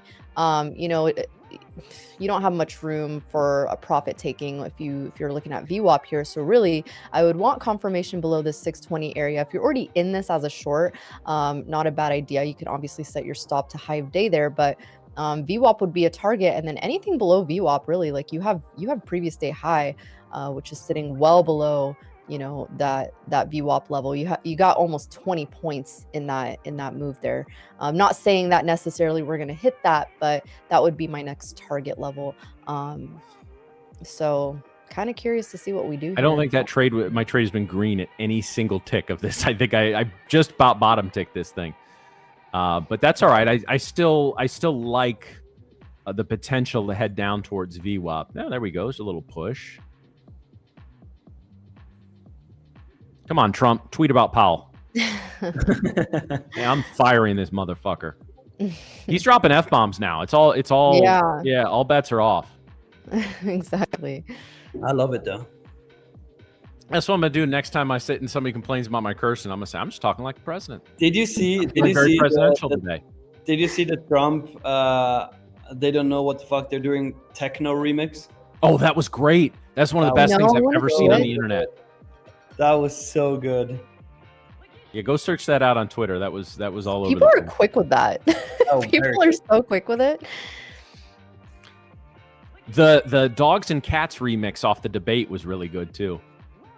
I don't know if I saw that one. It's funny. We see everything in the chat now. We see shorts looking good. We see we're gonna go to the highs. We see short, high. Oh well. This can go anywhere. I mean, if you're a or if you're a range trader, this is also, you're probably loving this right now, especially on ES. Yeah, more so on ES than on NQ, because NQ isn't really a range. It's just sucky something. Yeah, the internet is undefeated. One of the best things I heard about the internet, guys, is this: every day the internet has a. Okay, I've stopped out there, guys. Has a main character, and the goal is to not be that one. That's a good point. Well, All right, so I closed out there at 780, guys. I accidentally put in a sell order there, so I very temporarily had a too many position. I put the wrong order there, but I got out of it real quick. So yeah, it's just I like the setup. It just immediately went against me. Yeah. Yeah, same. It looks like I had the right idea, but wrong time. Yeah. It's always been like that. It's been like that. That's been heavy, especially for me too. Like right idea, wrong timing, or get stopped out and then it pumps, and yeah, just kind of a hard market to trade in. But as long as you're risked, appropriately, like I said, it shouldn't be a big hit to your portfolio. Yeah, I mean, I'll take a $400 to $500 shot to make a couple thousand at this point. It's just the grind of this type of up and down. I'll take a shot, and at that point, at this point I would not seek out anything else without a break of an 800 or a break below VWAP. You know what? DJ Nick is back to break even. Let's go. Let's go. Well, after that rejection of we didn't even make it down to VWAP, so that sets up very well for a high a day run at this point. Yeah, they have to. I mean, at this point, they're playing around. They're playing around. Who's also playing around? The 5 people who are not on live. The 6 people that are not on live and commenting laser eyes now. Holy crap, you guys are really late. Dang. Yep. I mean, they're not even going to hear this portion until much later. We have 8 people who are so we late. We have a clock on the stream. Upper left-hand corner of your screen. Check that. Well, apparently they didn't get the memo.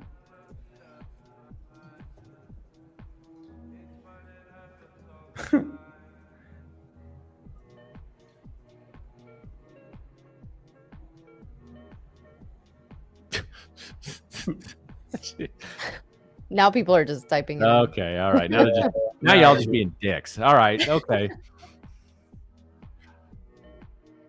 I love our chat. They always keep it interesting.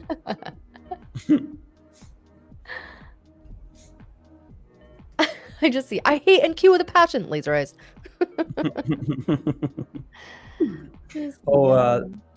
Dude, that Trader Mac guy in the chat's so annoying. He's also not live. Man, to hell with that dude. Yeah, man. He's definitely not live right now. Laser eyebrows. Oh, man.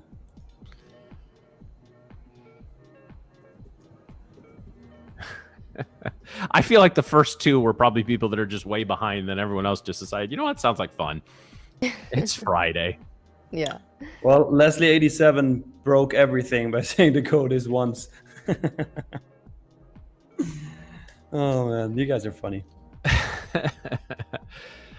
Oh boy, Nick, it's been an overall good week. I think it's been an overall good tradable week, and now we're just kind of getting into a little chop here. I still think we favor a high a day run, although I don't know that I'd be doing many longs in the afternoon. But it's just kind of been a weird week overall in terms of the amount of movement that we've gotten. Yeah, it's a lot of fake outs this week. I saw like really, really hard trend line fake outs. I saw really hard bull flag and bear flag fake outs. And it's just, it's a bit of a tricky market for me to navigate right now, honestly. Well, the market is in transition. It's in transition to what it's looking for, because we're moving out of the Middle Eastern crisis. We're moving back to like actual economics, inflation, interest rates, and that always takes the markets a couple of days to adjust. Yeah, true. I'm just often right on the direction, but wrong on the timing. And it only, like, the wrong timing's usually only wrong for about a couple minutes. But I'm starting to like this bull flag again here. That would be re-entry of the same idea as before. Potentially. Let's see. let's say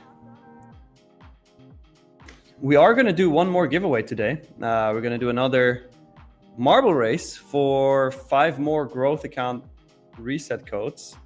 Let's get the stream to 700 likes though. Okay, so let's get the stream to 700 likes and we are going to do another giveaway. Yeah, guys, that's one of the reasons we always caution you about just randomly jumping into to trades with us too. We do have a latency, and the reason we have a little more of a latency is because we've got people coming in from Switzerland, California, St. Louis, all going to our producer's computer, our producer streaming out. So yeah, we have a little bit of a latency, which is why we always caution you guys about just blindly following into things. So yeah, but it's still it's close enough that you guys should be able to. At least follow along in terms of the analysis that we're doing. But yeah, it's if somebody's just streaming from their computer, they have an extremely high speed internet connection. Yeah, there's not.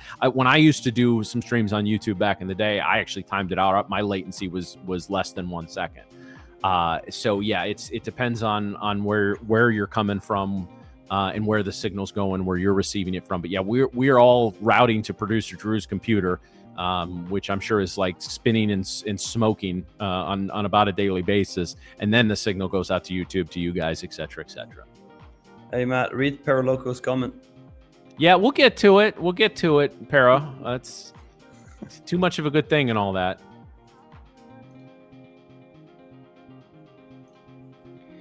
Can we get that push now? And can I ride it?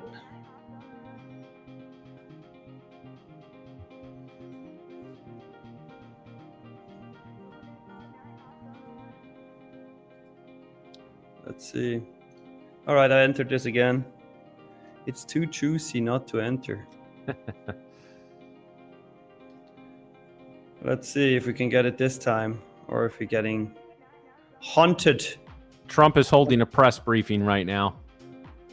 Oh, so okay. Just be aware. We have the Trump risk on. Good to know. Oh, I'll have a tight stop on this, so we're fine. I have a 12-point stop.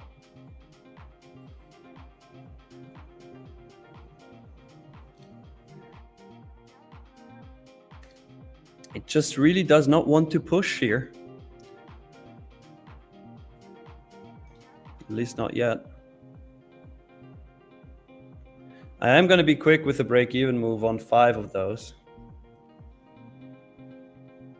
Well, yeah, but again, if it's a press briefing and he takes questions, they could go off on anything, Sean. So,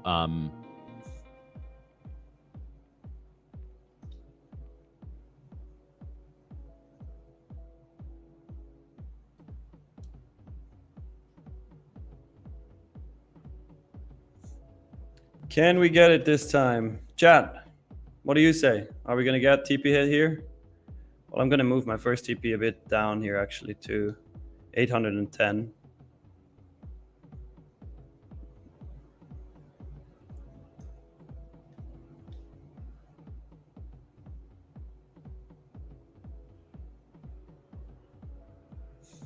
But it's not really giving me that push. It's the exact same move as before.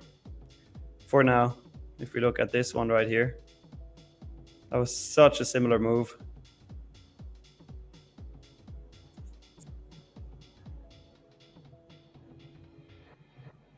Yeah, let's go, Nick, too. Both Nicks, let's go.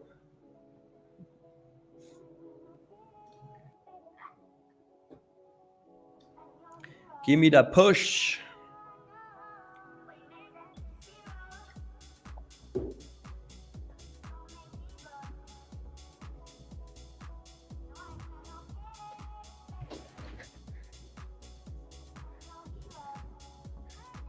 It's just struggling to push this higher, honestly. What did I miss here? I'm in another long. Okay. The same one as before, pretty much. I just hope it doesn't do the same as before. Getting some buying coming in. There we go. Mm-hmm. 800 still clear level of resistance here. We need to clear that. Yeah, I really want to see a pop through that to the 810s.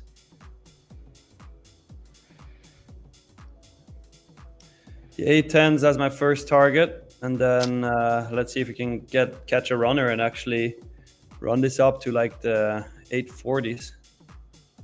Buyers stepping in here is trying to clear those orders at 800. I think we're going to clear it. I mean, I'm all for it. There we go. Getting that buying push come through. Those orders got cleared here. Next level I see is 805, 810, and 815. Yeah, OPEC just mentioned output increase, a supersized oil output increase. So oil is we'll grab that chart real quick. Oil is really kind of. I have half of my position at break even, half still at original stop loss. First target at 810.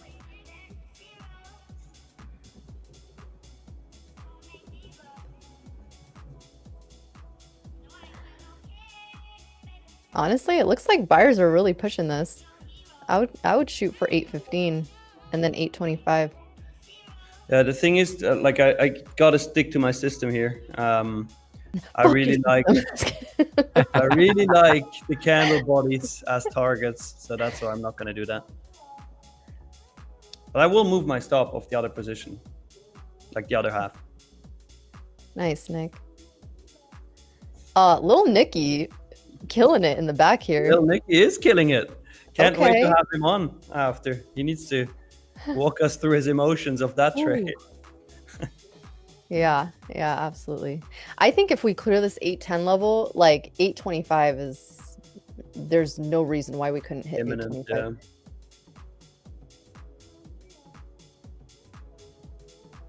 I just really want to see that 810 level getting smacked by the buyers. That would be nice. Nick, I just need to understand why 834. Why not 830? Why not 835? What do you mean 834? What about 834.50? That's right. Wait, what are you talking about? No, sorry, not you. Lil Nicky. Oh, okay. I was like, what the fuck? Amerinick. Deegan Nick. Amerinick. Oh, that's when he passes his account. His eval. Oh, got it. Oh, you got it? You got some tea, yeah? I've got it. I've got a spot of tea, but you know, it's a wee bit early for that. A wee bit early, yeah.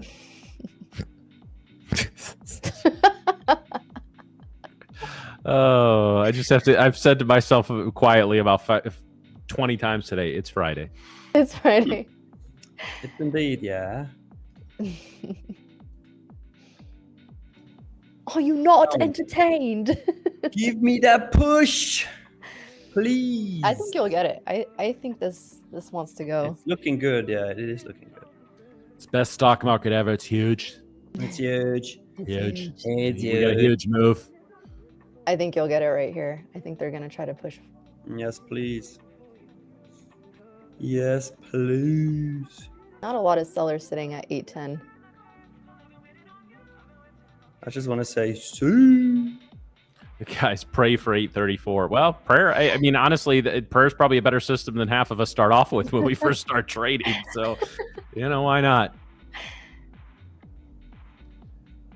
Boy, just hindsight's 2020 on these charts, but what a pure bounce off VWAP. Yeah. Diabolical on that one. Who wants 834 for Lil Nicky? Me or This is what 10,000% happens when our me? background guy goes rogue. Ooh. So close. Come on, give me that TP. Come on. Yes, trying to sell here. Yes, looking like it wants to. Don't do this, thank you. Don't do it.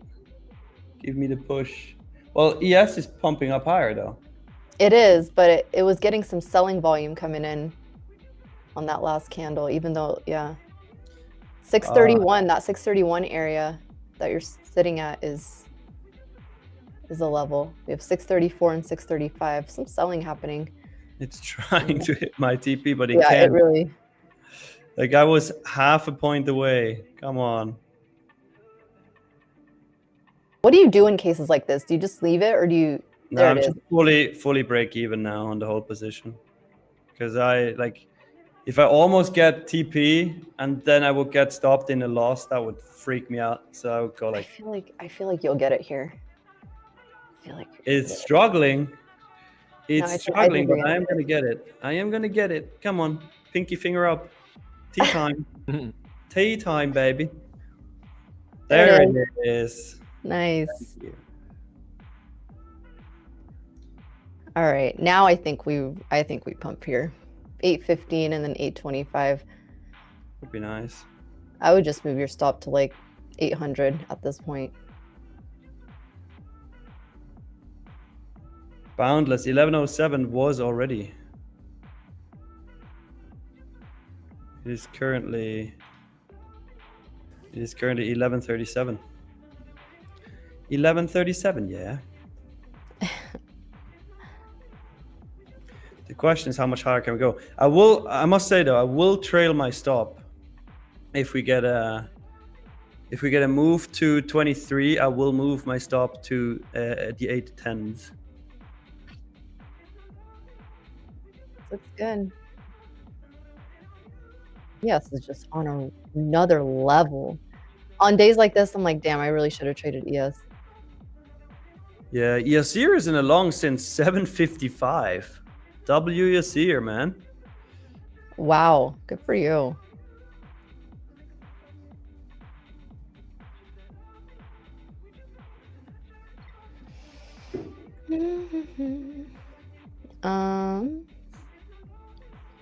I don't see anything on book maps. Elon Musk. Elon.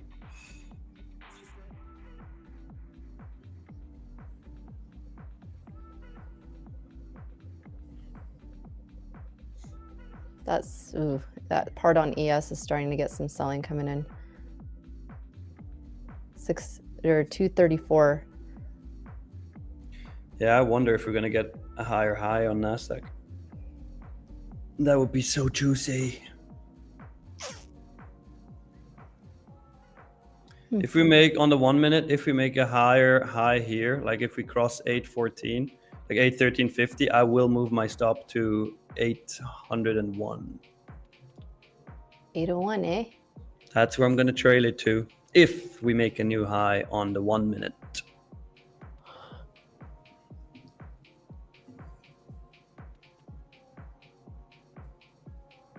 Not gonna lie, this was not looking too hot for bulls for a minute. Well, that minute has gone by. Has faded away. Mm-hmm. Oh, Nvidia's probably pumping too, huh? Oh, wow. Nvidia is What a flying. move on Nvidia. Ta! What was that? Just laughing at Tesla.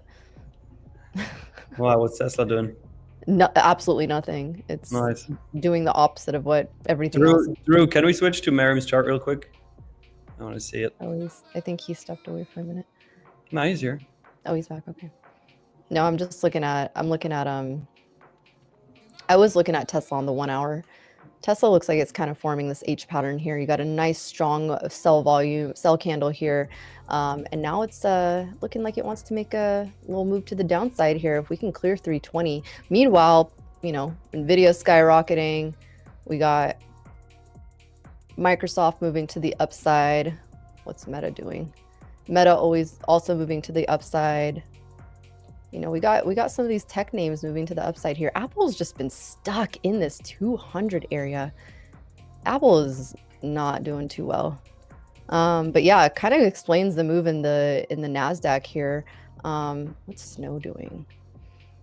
Got Snowflake actually making a nice move. Yeah, so I mean, you know, we got a lot of these tech names making some nice moves to the upside. Yes, big volume coming in here on Nasdaq. Big volume. I have my stop moved to 801 now. 22,801. Oops. So I will, if I get stopped out, I will get stopped out in profit even on the other half of my position. So I'm happy with this trade. Nice. Way to hang in there. Good job, Nick. Especially give it up for both Nicks, guys. Both Nicks are killing it. Let's see if we get it's been a quick Nick day. Makes me even happier because the first one was the exact same idea, but I did get stopped out due to bad timing apparently. And then it finally worked on the second attempt. There we go. Good.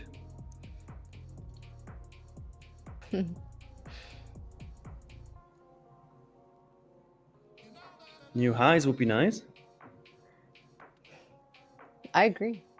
If we get a strong push through 823, I will move my stop to 820, like a really strong push, like these classic push-up candles, because oftentimes they will retrace and come back into the range. The 1 minute on ES just looks crazy. Straight shot from that 220 area. It held very nicely. Oh. Yeah, I think I'm gonna pay more attention to playing ES. Matt, can you pull up the oil chart really quick? Because somebody says absolutely already got it queued up here. So huge yeah, oil. just been straight down in oil. Basically a $1 plus move since that announcement. So oh my gosh. I still think 64 might be at least a short-term bottom if we go to the 60-minute here. I'll be honest, very perplexing move by OPEC. It's been to coming off this huge drop because of the Iran-Israel situation, at least temporarily being paused. I expected they'd want it. You're not going to pop it all the way back up to 72, 73, but I thought they'd want it back up a little closer to 69, 70. Oil is one of those things you do have to consider the fundamentals in geopolitics, just like Tom was saying when we had him on earlier, which for those of you that come in the afternoon or coming a little later, I had a fantastic interview with Tom from the Financial Cloud. Highly encourage you to go back and check that out.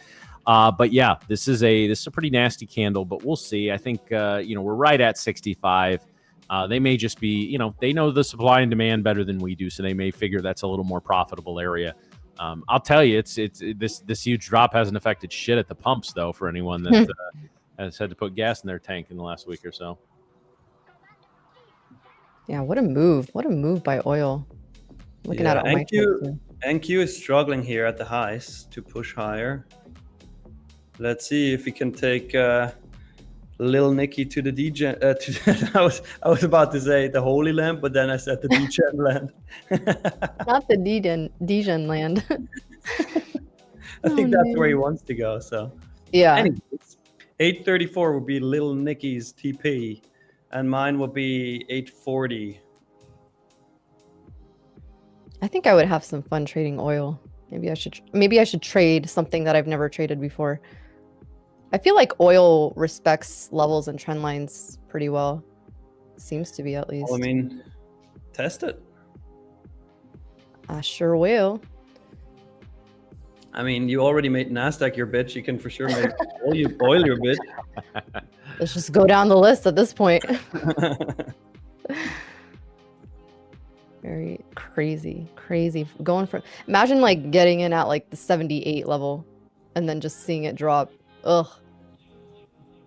I really want that push on NQ now. That would be so nice. Like that, one of these monster candles that just like pump up 20, 30, 40 points. I would very much like that.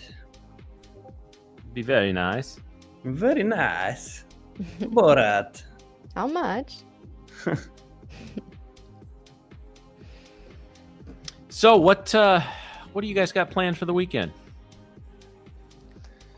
Oh boy. Well, I'm going to be meeting up with my bestie in Houston, Texas. So nice. If you guys have any recommendations in the Houston area, let me know.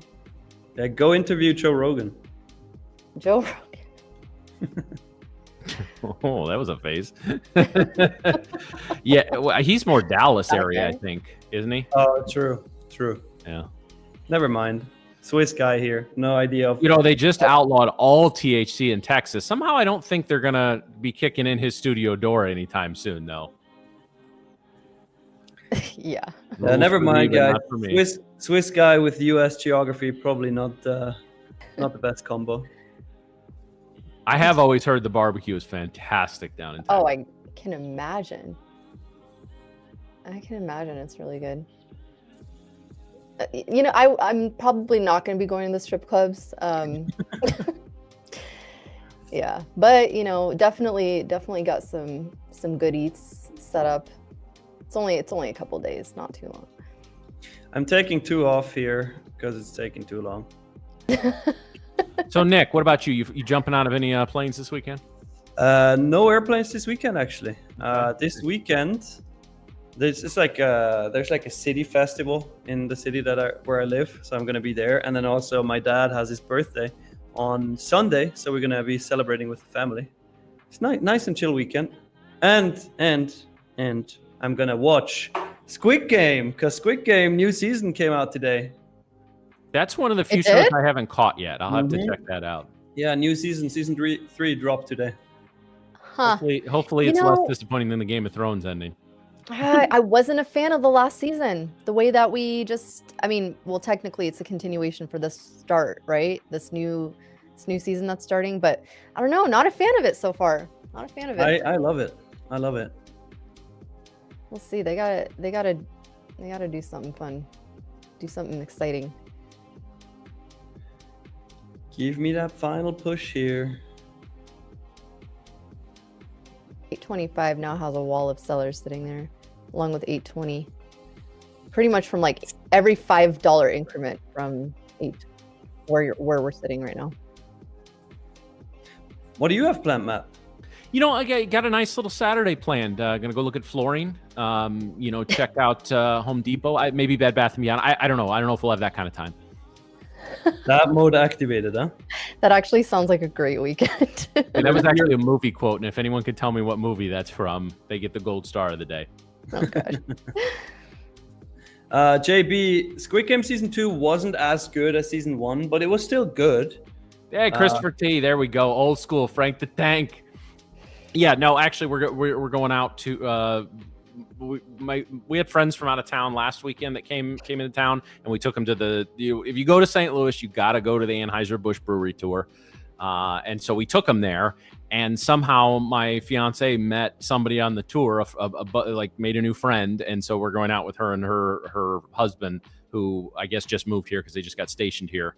Because we have an Air Force base right near us, so I guess we're going out for charcuterie this evening. Ooh, charcuterie. I'm feeling very bourgeois for this evening. Very. Yeah, are you wearing your green hat? No, I'm not going to be streaking on stream. Nobody wants to see that. Oh Lord. All right, I have set 3 targets here: one at 830, one at 840, and one at 850 for the remaining 3 micros that I'm in. Just gonna take them off consistently, because again, when you're trading highs, you never know where we're going, right? You never know. So I'd rather take some off than be in a move that pulls back immediately. Yeah, Chris, that's exactly right. There's a blank look on Nick. They didn't know how to react to that. That's why I was watching them as I said that. Like, oh, this motherfucker thinks Home Depot is exciting. Boy, he's really gone. I don't ever want to be 40. Well, I mean, you always tell about how great it is to mow your lawn. So I thought, hey, well, no, see, you don't act. I mean, I don't mind mowing the lawn. It's not like you don't like mowing the lawn. You like how the lawn looks when you're done mowing it. Nah, I see. Oh, you should have seen. I probably have some somewhere. But I needed to make it a bigger point. Like the lawn in this house was shit when we took it over, because it was a rental for a couple years. Because again, it was a guy. Again, we're close to an Air Force base. A guy in the Air Force was he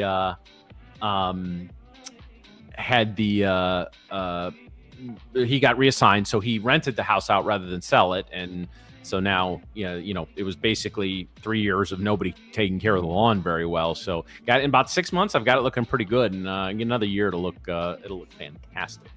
But yes, as a Midwestern homeowner, my entire self-worth is tied to how well and how green my grass is. Wait, I need to refresh the like count here, because I said like 20 minutes ago that at 700 likes, we're going to do another giveaway for 5 growth account resets. We're sitting at 652, guys. 48 likes more, and we are going to give 5 more growth account resets away. And that means another marble race. So, if you haven't liked, come on, smash that like button.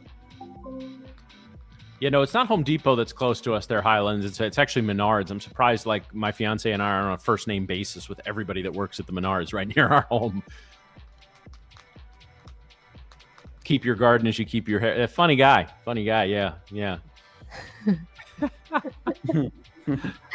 You laugh, but if I forget to put sunscreen on my head before I cut the lawn, I'm hurting for a few days. I've been trying to be better about that because I don't want to show up looking like a tomato on the show. I mean, you could just wear like a fake wig. Yeah. Or a wig, not a fake wig. Wigs are all fake, but a wig. A fake wig. That's okay. A real wig. From the Department of Redundancy Department. Yes, thank you. You said you were going to wear one anyway. I'll Looking get like there. Hanson over here. I'll get there eventually. Once you go to LA. LA, yes. I'm sure I can find a good wig in LA because nothing's real in LA. LA. Somehow when you say it, it's just so much funnier. Yeah. 6:57, guys. 43 more. You got to smash that like button really quick. It costs nothing. It takes you 1 second. Just do it. Do it now. Oh, no. See, Pi, we're jokers, too. We can just trade. Oh, this hasn't been the best couple days for me, I'll admit. But that's everything we do is live and everything we do is on screen. So that does differentiate us from a lot of people out there. You're going to see our wins. You're going to see our losses. You're going to see weeks like Miriam had this week where she's just slapping the NQ around like it owes her money. Or weeks where a couple of nibbles here or there don't work out. It's what it is, right? Like I said, guys, with the delay that are late, like if you're just sitting here and looking to fat finger into trades that we're taking, you're going to be disappointed. I don't care how well we're trading, right? We're if we can catch something together, great. That's awesome. But you come here for again for a little bit of a social value because trading can be very boring and lonely. When it's at least when it's done right. If you're just trading to get that dopamine rush, guys, you're going to bomb out of accounts left and right. And I know that's a lot of you out there, and it was me at first too, right? Like that's you get that hit of that first win, and it's like, ooh, I need that again. When by definition, your first trade, depending how you manage it, 50-50, right? So. But also just, some of the wisdom, some of the guests we bring on. We've brought other traders on. We brought in a tech guy this morning. I really encourage you, again, if you missed it, to go back and watch that interview with Tom. It was fantastic. We will lobby to make sure he's back on the show again sometime. But yeah, we're just trying to lighten the mood a little bit for you. But I appreciate we appreciate the kudos. And as always, guys, I always say it's the end of the show, but I'm gonna say it now too. Go tell somebody about the show, right? Go tell somebody. We can pump it on social media or advertise or do whatever. Nothing. And this is somebody who took marketing for a while. I can tell you nothing is more valuable than a word of mouth. From somebody that you know and you trust. So if you're in any trading discords, you're on your own social media, whatever, just give us a shout out and have people come watch. Yeah, 100%. Also, we're 39 likes away from the next giveaway, guys. And the more you share the show, the more you interact with us, the more we grow, the more generous Brett is going to be and giving away resets, reset codes, free accounts. Like we've had everything. We gave away 150K straight to funded accounts already multiple times. So you got to be here and you got to share. Yeah, guys. We joke about this, but it's not God's honest truth. We don't know what we're giving away until just a few minutes before the show starts. So we don't. We're grateful for anything that can give. The value in this show again is not in the giveaways, although that's awesome. I know a lot of you show up for that, and I hope you win. But the value is in what we're the wisdom that we're trying to impart, because we've all been shitty traders. We've all been there, right? So if you're somebody who's consistently losing money, guess what? All three of the people on your screen right now have been there.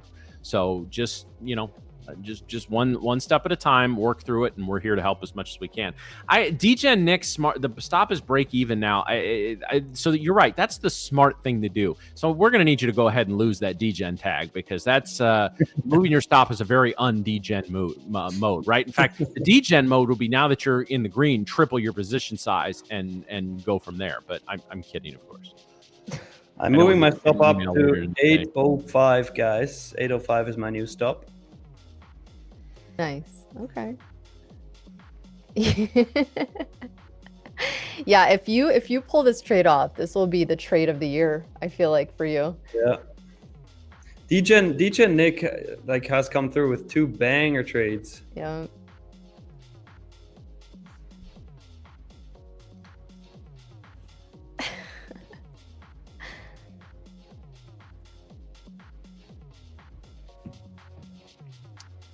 We're consolidating here on the NASDAQ and also on ES.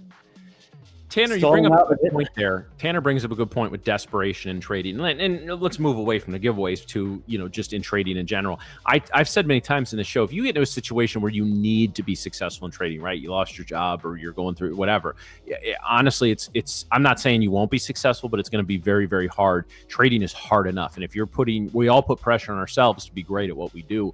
If you're putting even additional pressure by life circumstances, I hate to tell you, but it's probably not going to work out in your favor, right? That's why I tell people, a month or two of profits does not mean you quit your job and trade full time. You need to stick with it and build up. Somebody asked this, and I remember I meant a couple days ago, and I meant to answer it. And I think we got off topic, but if you want to quit your job to trade, in my opinion, I think you should have at least 3 to 6 months of salary and bills paid saved up. Right, minimum. To give yourself that runway. I want to say 6 to a year, but I know people and be profitable and be consistently profitable month over month for at least 6 months. But I'll say 3 because again, I know how the chat is. Yeah, and you need to have an out. You need to before you.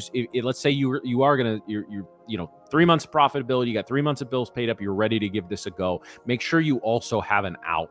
Right, that you have an off ramp somewhere to whether get your old job back, get a new job in the same industry, whatever. Have a plan, right? Don't guys, things can just go wrong. Have a plan, have a business plan, have a budget, stick to it, have a plan B, a plan C, and that way you're not sitting there going, well, if I don't do this, I got nothing left, because that's desperation. And I can almost promise you, it's damn near a guarantee you're going to end up busting out and be sitting there with a credit card full of evals that you don't know how you're going to pay off. Yeah, don't want that.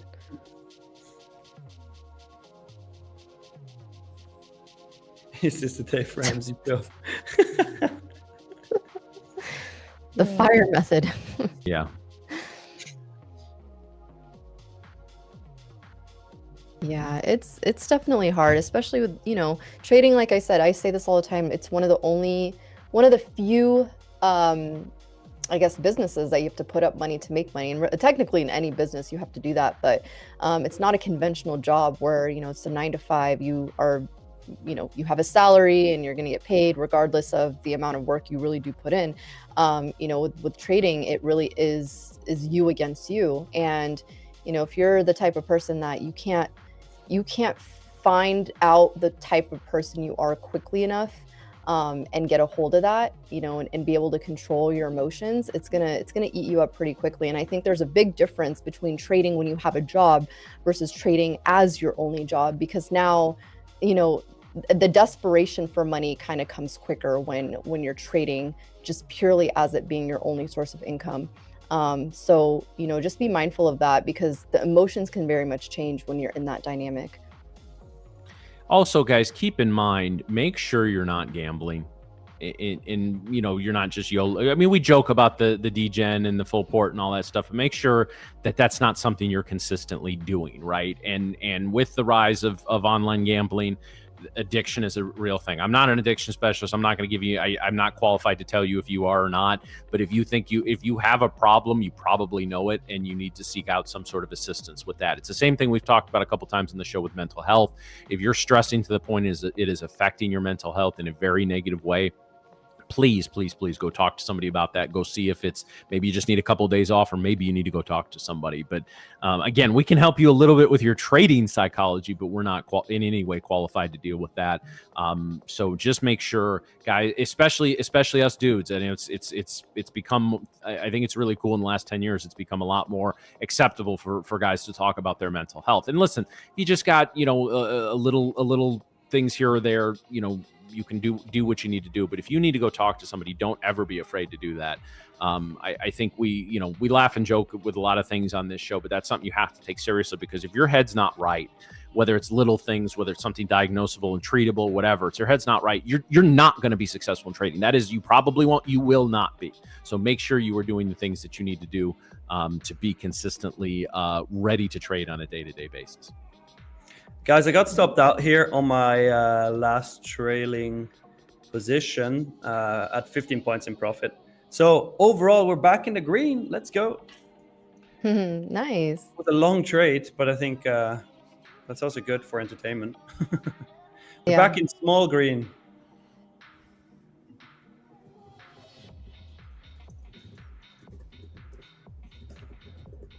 I want to check in on little Degen Nick's position. His break even is at 787. Let's see. Let's see. Not quite able to clear this 820 level. Here on Nope. NQ. Nikki's still alive. All right.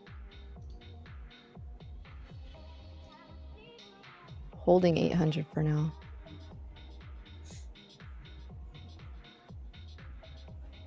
Thank you, Kevin. Hope you took it too.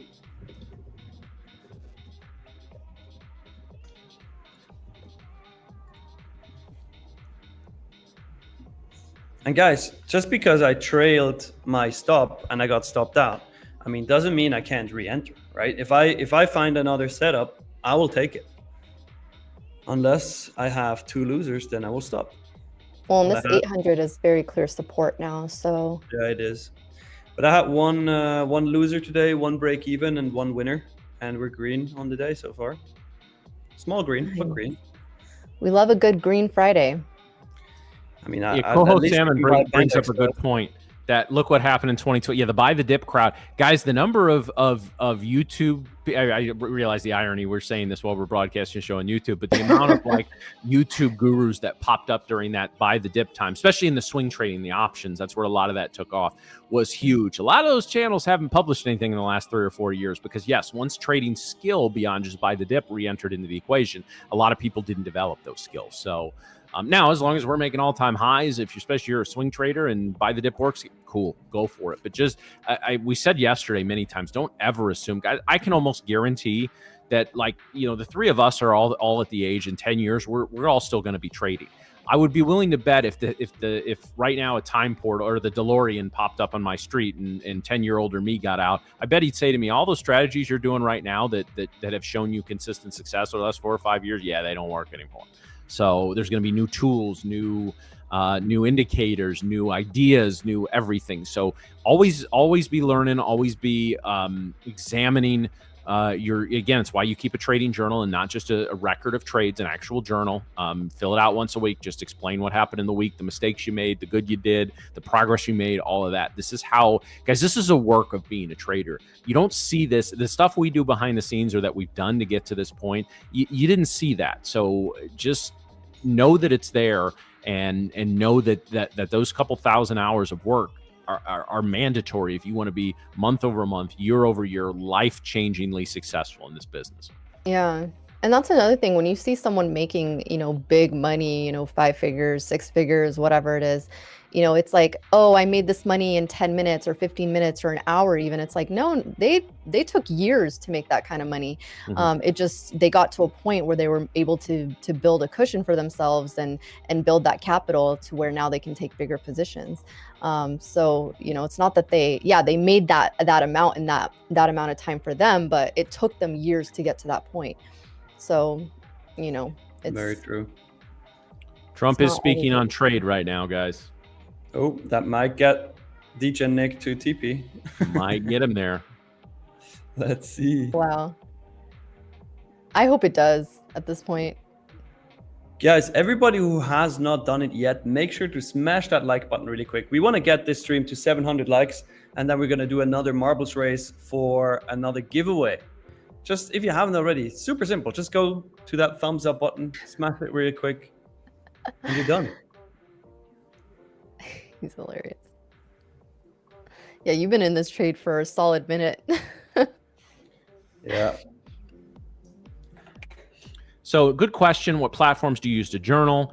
Yeah, well, so obviously we have a journal here at Tradeify that can journal your trades through any Tradeify accounts. But keep in mind when I say journal, it has two meanings to it, right? So first of all, as far as software that I used to journal, I used Edgewonk for a while. It was one of the first ones kind of back in the day several years ago. Had to manually put in a lot of trades, which was a real pain in the ass. Thank goodness I was a swing trader with 10 trades a week as opposed to a day trader with a lot more than that. But and then also, listen, I know, especially like as guys, we don't want to use the term diary or anything, but right? But having some sort of actual mental trading journal, I feel, is very appropriate. I used OneNote for that, Microsoft OneNote. I would bring in screenshots of trades. I would say here, you know, with my entries and exits on them, I would detail all the things that I did right, all the things that I did wrong.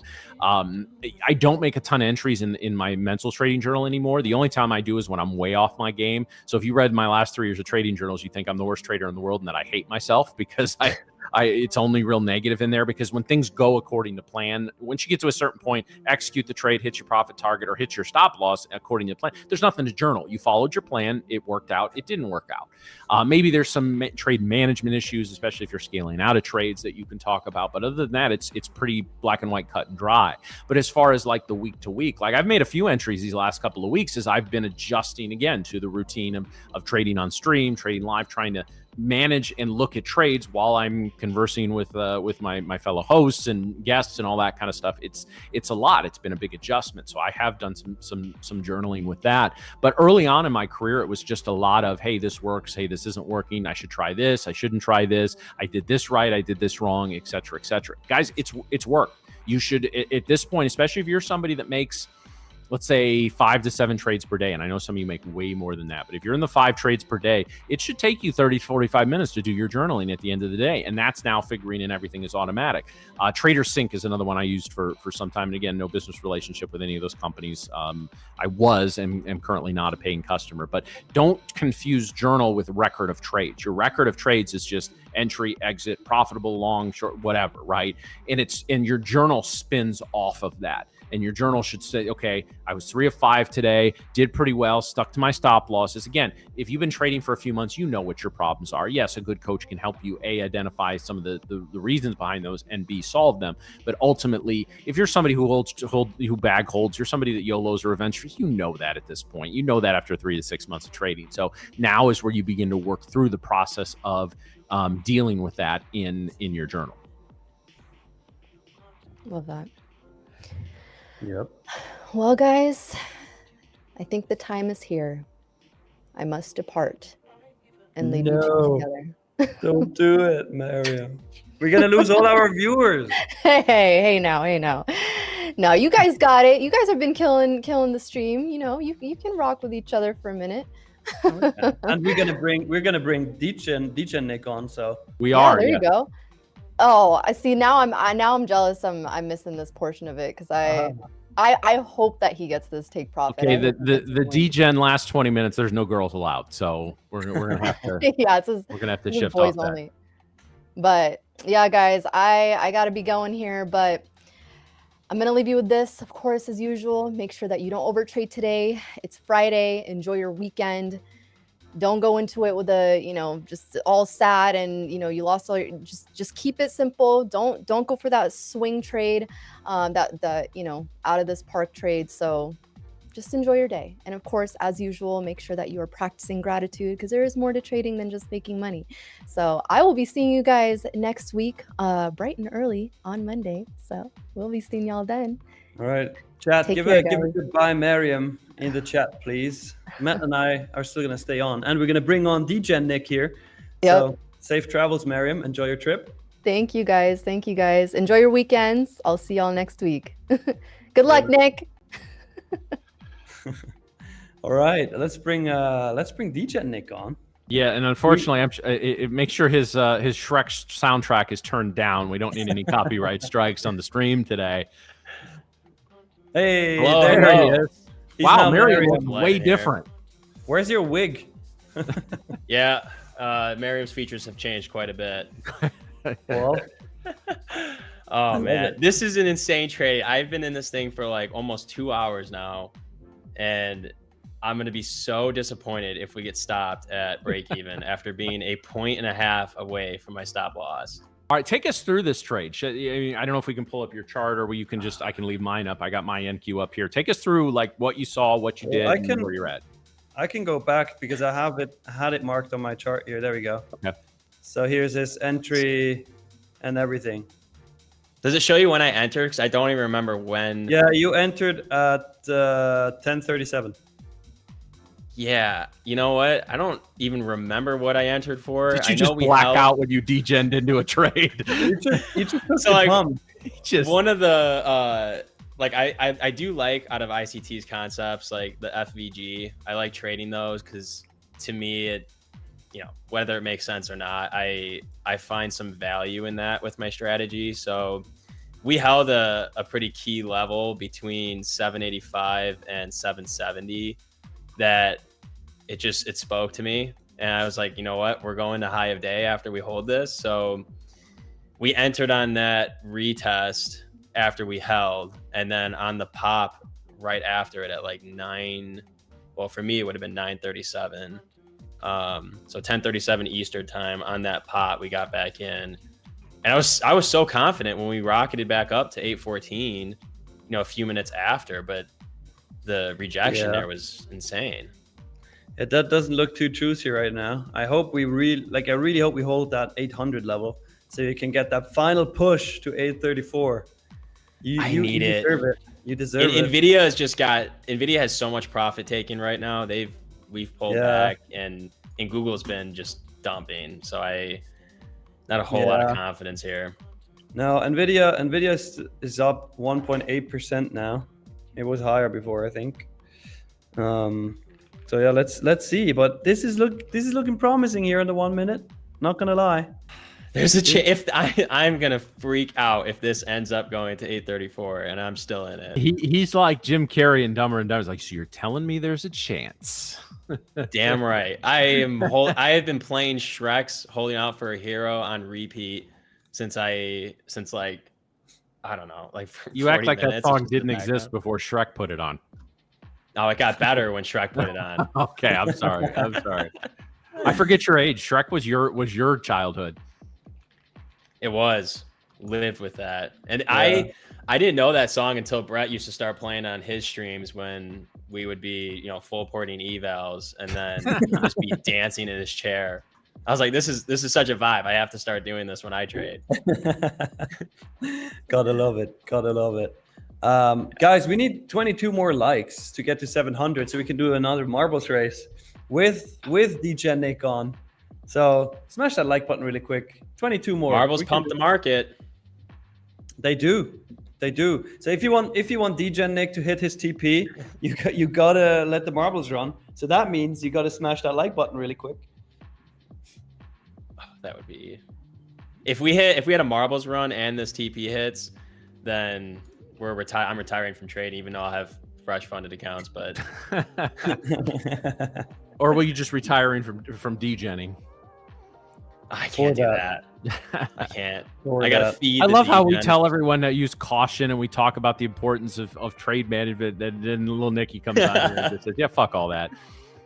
It's only on the eval. Like I was saying, when, you know, if I'm trading like my funded, you know, I'm getting a live account set up right now. If I'm trading that and I have the itch to degen, I save myself in the long run if I get an eval or two and just mess around with that, because I still get the thrill of being in, but because I can't walk away. I mean, I try to sometimes. I'll take the emotion out, but I mean, sometimes on a Friday, if I'm just sitting here watching the charts, I get the itch. So easier for me just to get a cheap eval and, you know, paper trade it more or less. Like whoever said they need skin in the game. So maybe not the greatest advice, but it's what I do and it helps. Oh yeah, really? Yeah. Oh man. So Nick, I'm trying to convince the powers that be, and I know you're going to talk to them this weekend. When we do our next big meetup, and we do like the show live for a couple of days, we need to do Chicago, man. We like, people don't know. We got these West Coast people, these Miami people. They got nothing on Chicago. Yeah, we gotta bring it to the Midwest. The thing is, I really want to taste Cracker Barrel now. I'm not gonna lie. Plenty of Cracker Barrels around You would Chicago. love Cracker Barrel. We can hit Panda Express and Cracker Barrel in the same trip. Oh, okay. Although I kind of feel like if we're coming to Chicago, like all the good food that's in Chicago, that's blasphemy to head out to like Panda Express, or as much as I love Cracker Barrel. But we'll take them out to the burbs for Cracker Barrel, and then we'll take them. Well, you said you're like River North. There's tons of great food in that area. So yeah. All right. Yeah, I'll just follow you guys. Yeah, Portillo's. If you're in Chicago, we got to take him to Mm. Portillo's. You know what? We're only at 682 likes, but I think literally by now everybody who's still in here has already liked. So we're still gonna run the giveaway. We're still gonna run the giveaway now. This is for another 5 growth account resets for free. Now, here's how we're gonna do this. Same as usual. You have to have liked the stream. You have to be subscribed to the channel. Oh shit, this is not gonna end well, Nick. No, we had to get the marbles up sooner. Yeah, fast. Okay, and you got to type the keyword Lil Dgen, all in one word. Lil Dgen, it is, in honor of Nick here. We are teasing the stop. I have it at 89 flat. 5 growth resets. Oh, that's. Oh no. That's painful. Dang it. He got stopped out, break even, or like +1. Is that what it is? I think I made a few hundred, but that's sad. I feel like we should have taps played in the background right now. Yeah. Damn it, Nick. You would have deserved it. I know. And what's going to be so disappointing is if we end up hitting high a day at the end of this trade session. Yeah, if moving your stop to break even, like doing the most non-degen mode ever did that, I would be like, come on, man. Yeah, I mean, Oh, even this reaction off of that level is, oh my gosh. Sitting in this trade for 2 hours and this thing goes to high a day after I get stopped at break. I was degen the whole time and I was committed to the trade. And then when I don't commit. What changed your mind?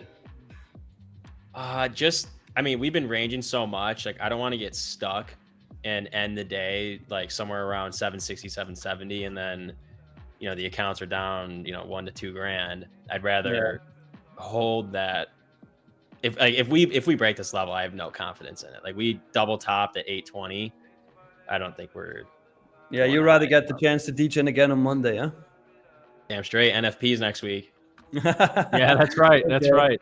I do like what Drew said in the background, though, going back to the Chicago thing, that we need to get a reaction videos of Nick trying Cracker Barrel, deep dish. Maybe we'll find a Portillo's. We'll find some uniquely Midwestern stuff for him to try. We'll get reaction. Yeah. I'm up for it, guys. I'm up for it. Just whatever. I'm down for it. We don't even need a meetup. We could just get your ass on a plane to Chicago. I'll drive up and meet you. Yeah. Just a We're quick both little, crashing like, on Nick's 10-hour couch. flight. His girlfriend's gonna be like, "What the hell?" Just a quick little 10-hour flight, you know, easy. All right, Drew, as soon as we're ready, feel free to pull up the marbles. Yeah, Do it. it's good that he got stopped out break even, it seems like. Yeah, this does not look good at We're getting all. selling pressure here. Well, we might be making that Friday shift again. I know it's been a very bullish week, but there may, you know, especially for the big money that got long last week or got long early this week, you know, maybe just taking a portion off to protect profits heading into the weekend. Yeah.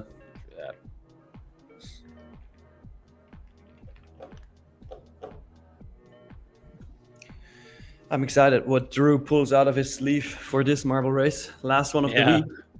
Last one of the week. Better be a good one. Feel free to drop them. Okay. Okay. Let's drop them.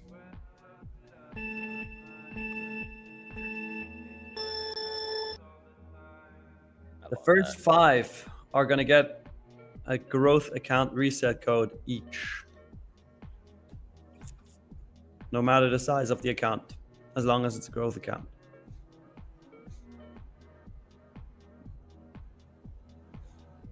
Wait, what the fuck? They're like teleporting and shit. Oh, wow. Oh, that's cool. Hey, Trader Matt, you're in the lead.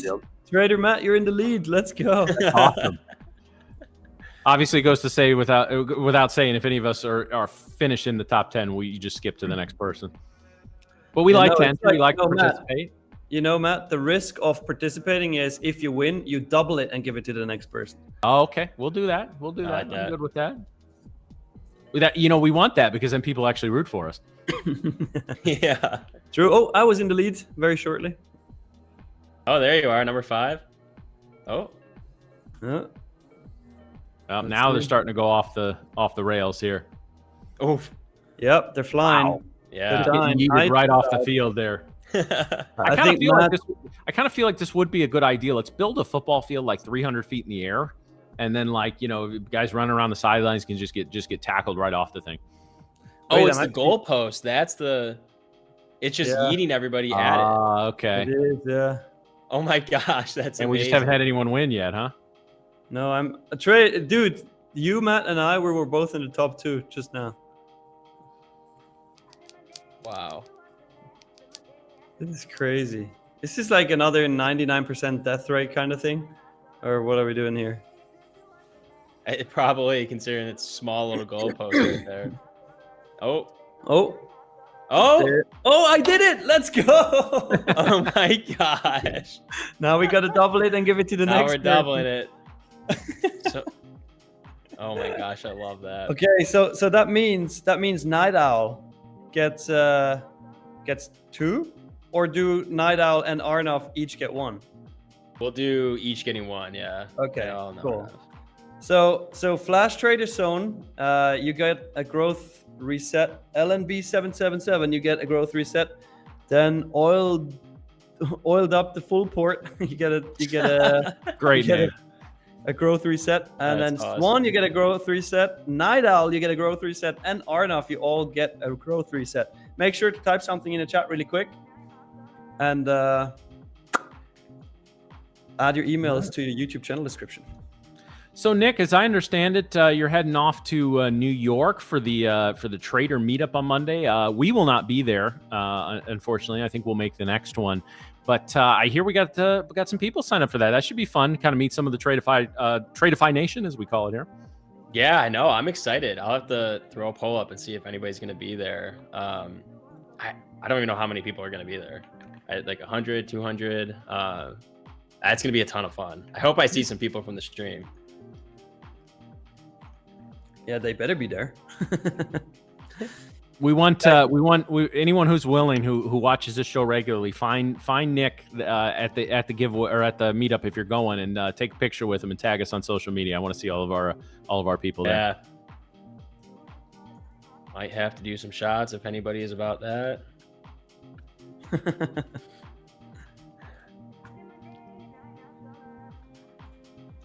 All right, we got a few people. Nice. Yeah, not too bad. All right, guys. So, boy, Nick, it kind of feels a little weird to not have Miriam here at the close to close us off. So I think maybe we'll start sending around, and maybe we should let Lil Nicky close us off today. Somehow I'm not sure him telling everyone to hug a stranger is going to come off quite as nice. But, well, he's done a great job for us behind the scenes. I know he advocates for a lot of things for us here, and so we will give him that honor. But I just want to say, guys, boy, it's been a really interesting week. Parts of it have been challenging. Parts of it have been some nice, easy flowing trading. We've all had some ups and downs this week. Obviously, Miriam had a fantastic week overall. So really excited for kind of what we're building and what we got going towards the future today. We went to 4 hours this week, which is huge. Next week, I guess we'll have to talk about what the schedule is next week, because obviously the 4th is on a Friday, so we'll not have a stream there. I don't know, Nick, what we're planning on for the 3rd, but we'll get that information to you guys. I don't remember. Is it a half day in the markets on the 3rd, or is it... I always forget which. We'll look that up. I forget which holidays that is applicable for. But regardless of what the schedule is, guys, we'll be back with you on Monday as we continue to build, we continue to grow. Really looking forward to it. If you're a regular here, we really appreciate you. If it's your first time, we really appreciate you. And thank you for being a part of everything. So top tick, Nick, take it away to you. Hey, what do you mean top tick, Nick? I did end the day in green and made up for my losses here, so I'm happy about that. But yeah, it was definitely an up and down week, a little bit of a roller coaster. But we're ending it green here, so we're good. Again, as usual, thank you so much, guys, for being here. Thank you so much for watching. Thank you so much for your funny comments, your questions. I love doing this show, and I will keep loving. I can't. Again, this happened yesterday already. Anyways, fuck that. I love you guys, and we're gonna end this with our one and only Lil Degen. Hell yeah. If anybody caught some DGen trades with me this week, the 100-point trade, if you wrote it from the bottom of almost getting stopped today, congrats. But if I keep staring at the candlesticks, I will start hallucinating and seeing shapes. So everybody take off early this Friday. Enjoy the weekend. And well, I won't see you Monday, but I'll see you another week from Monday. So have a good week next week, and then we will see you soon. See you guys. All right. Bye. See you, everyone.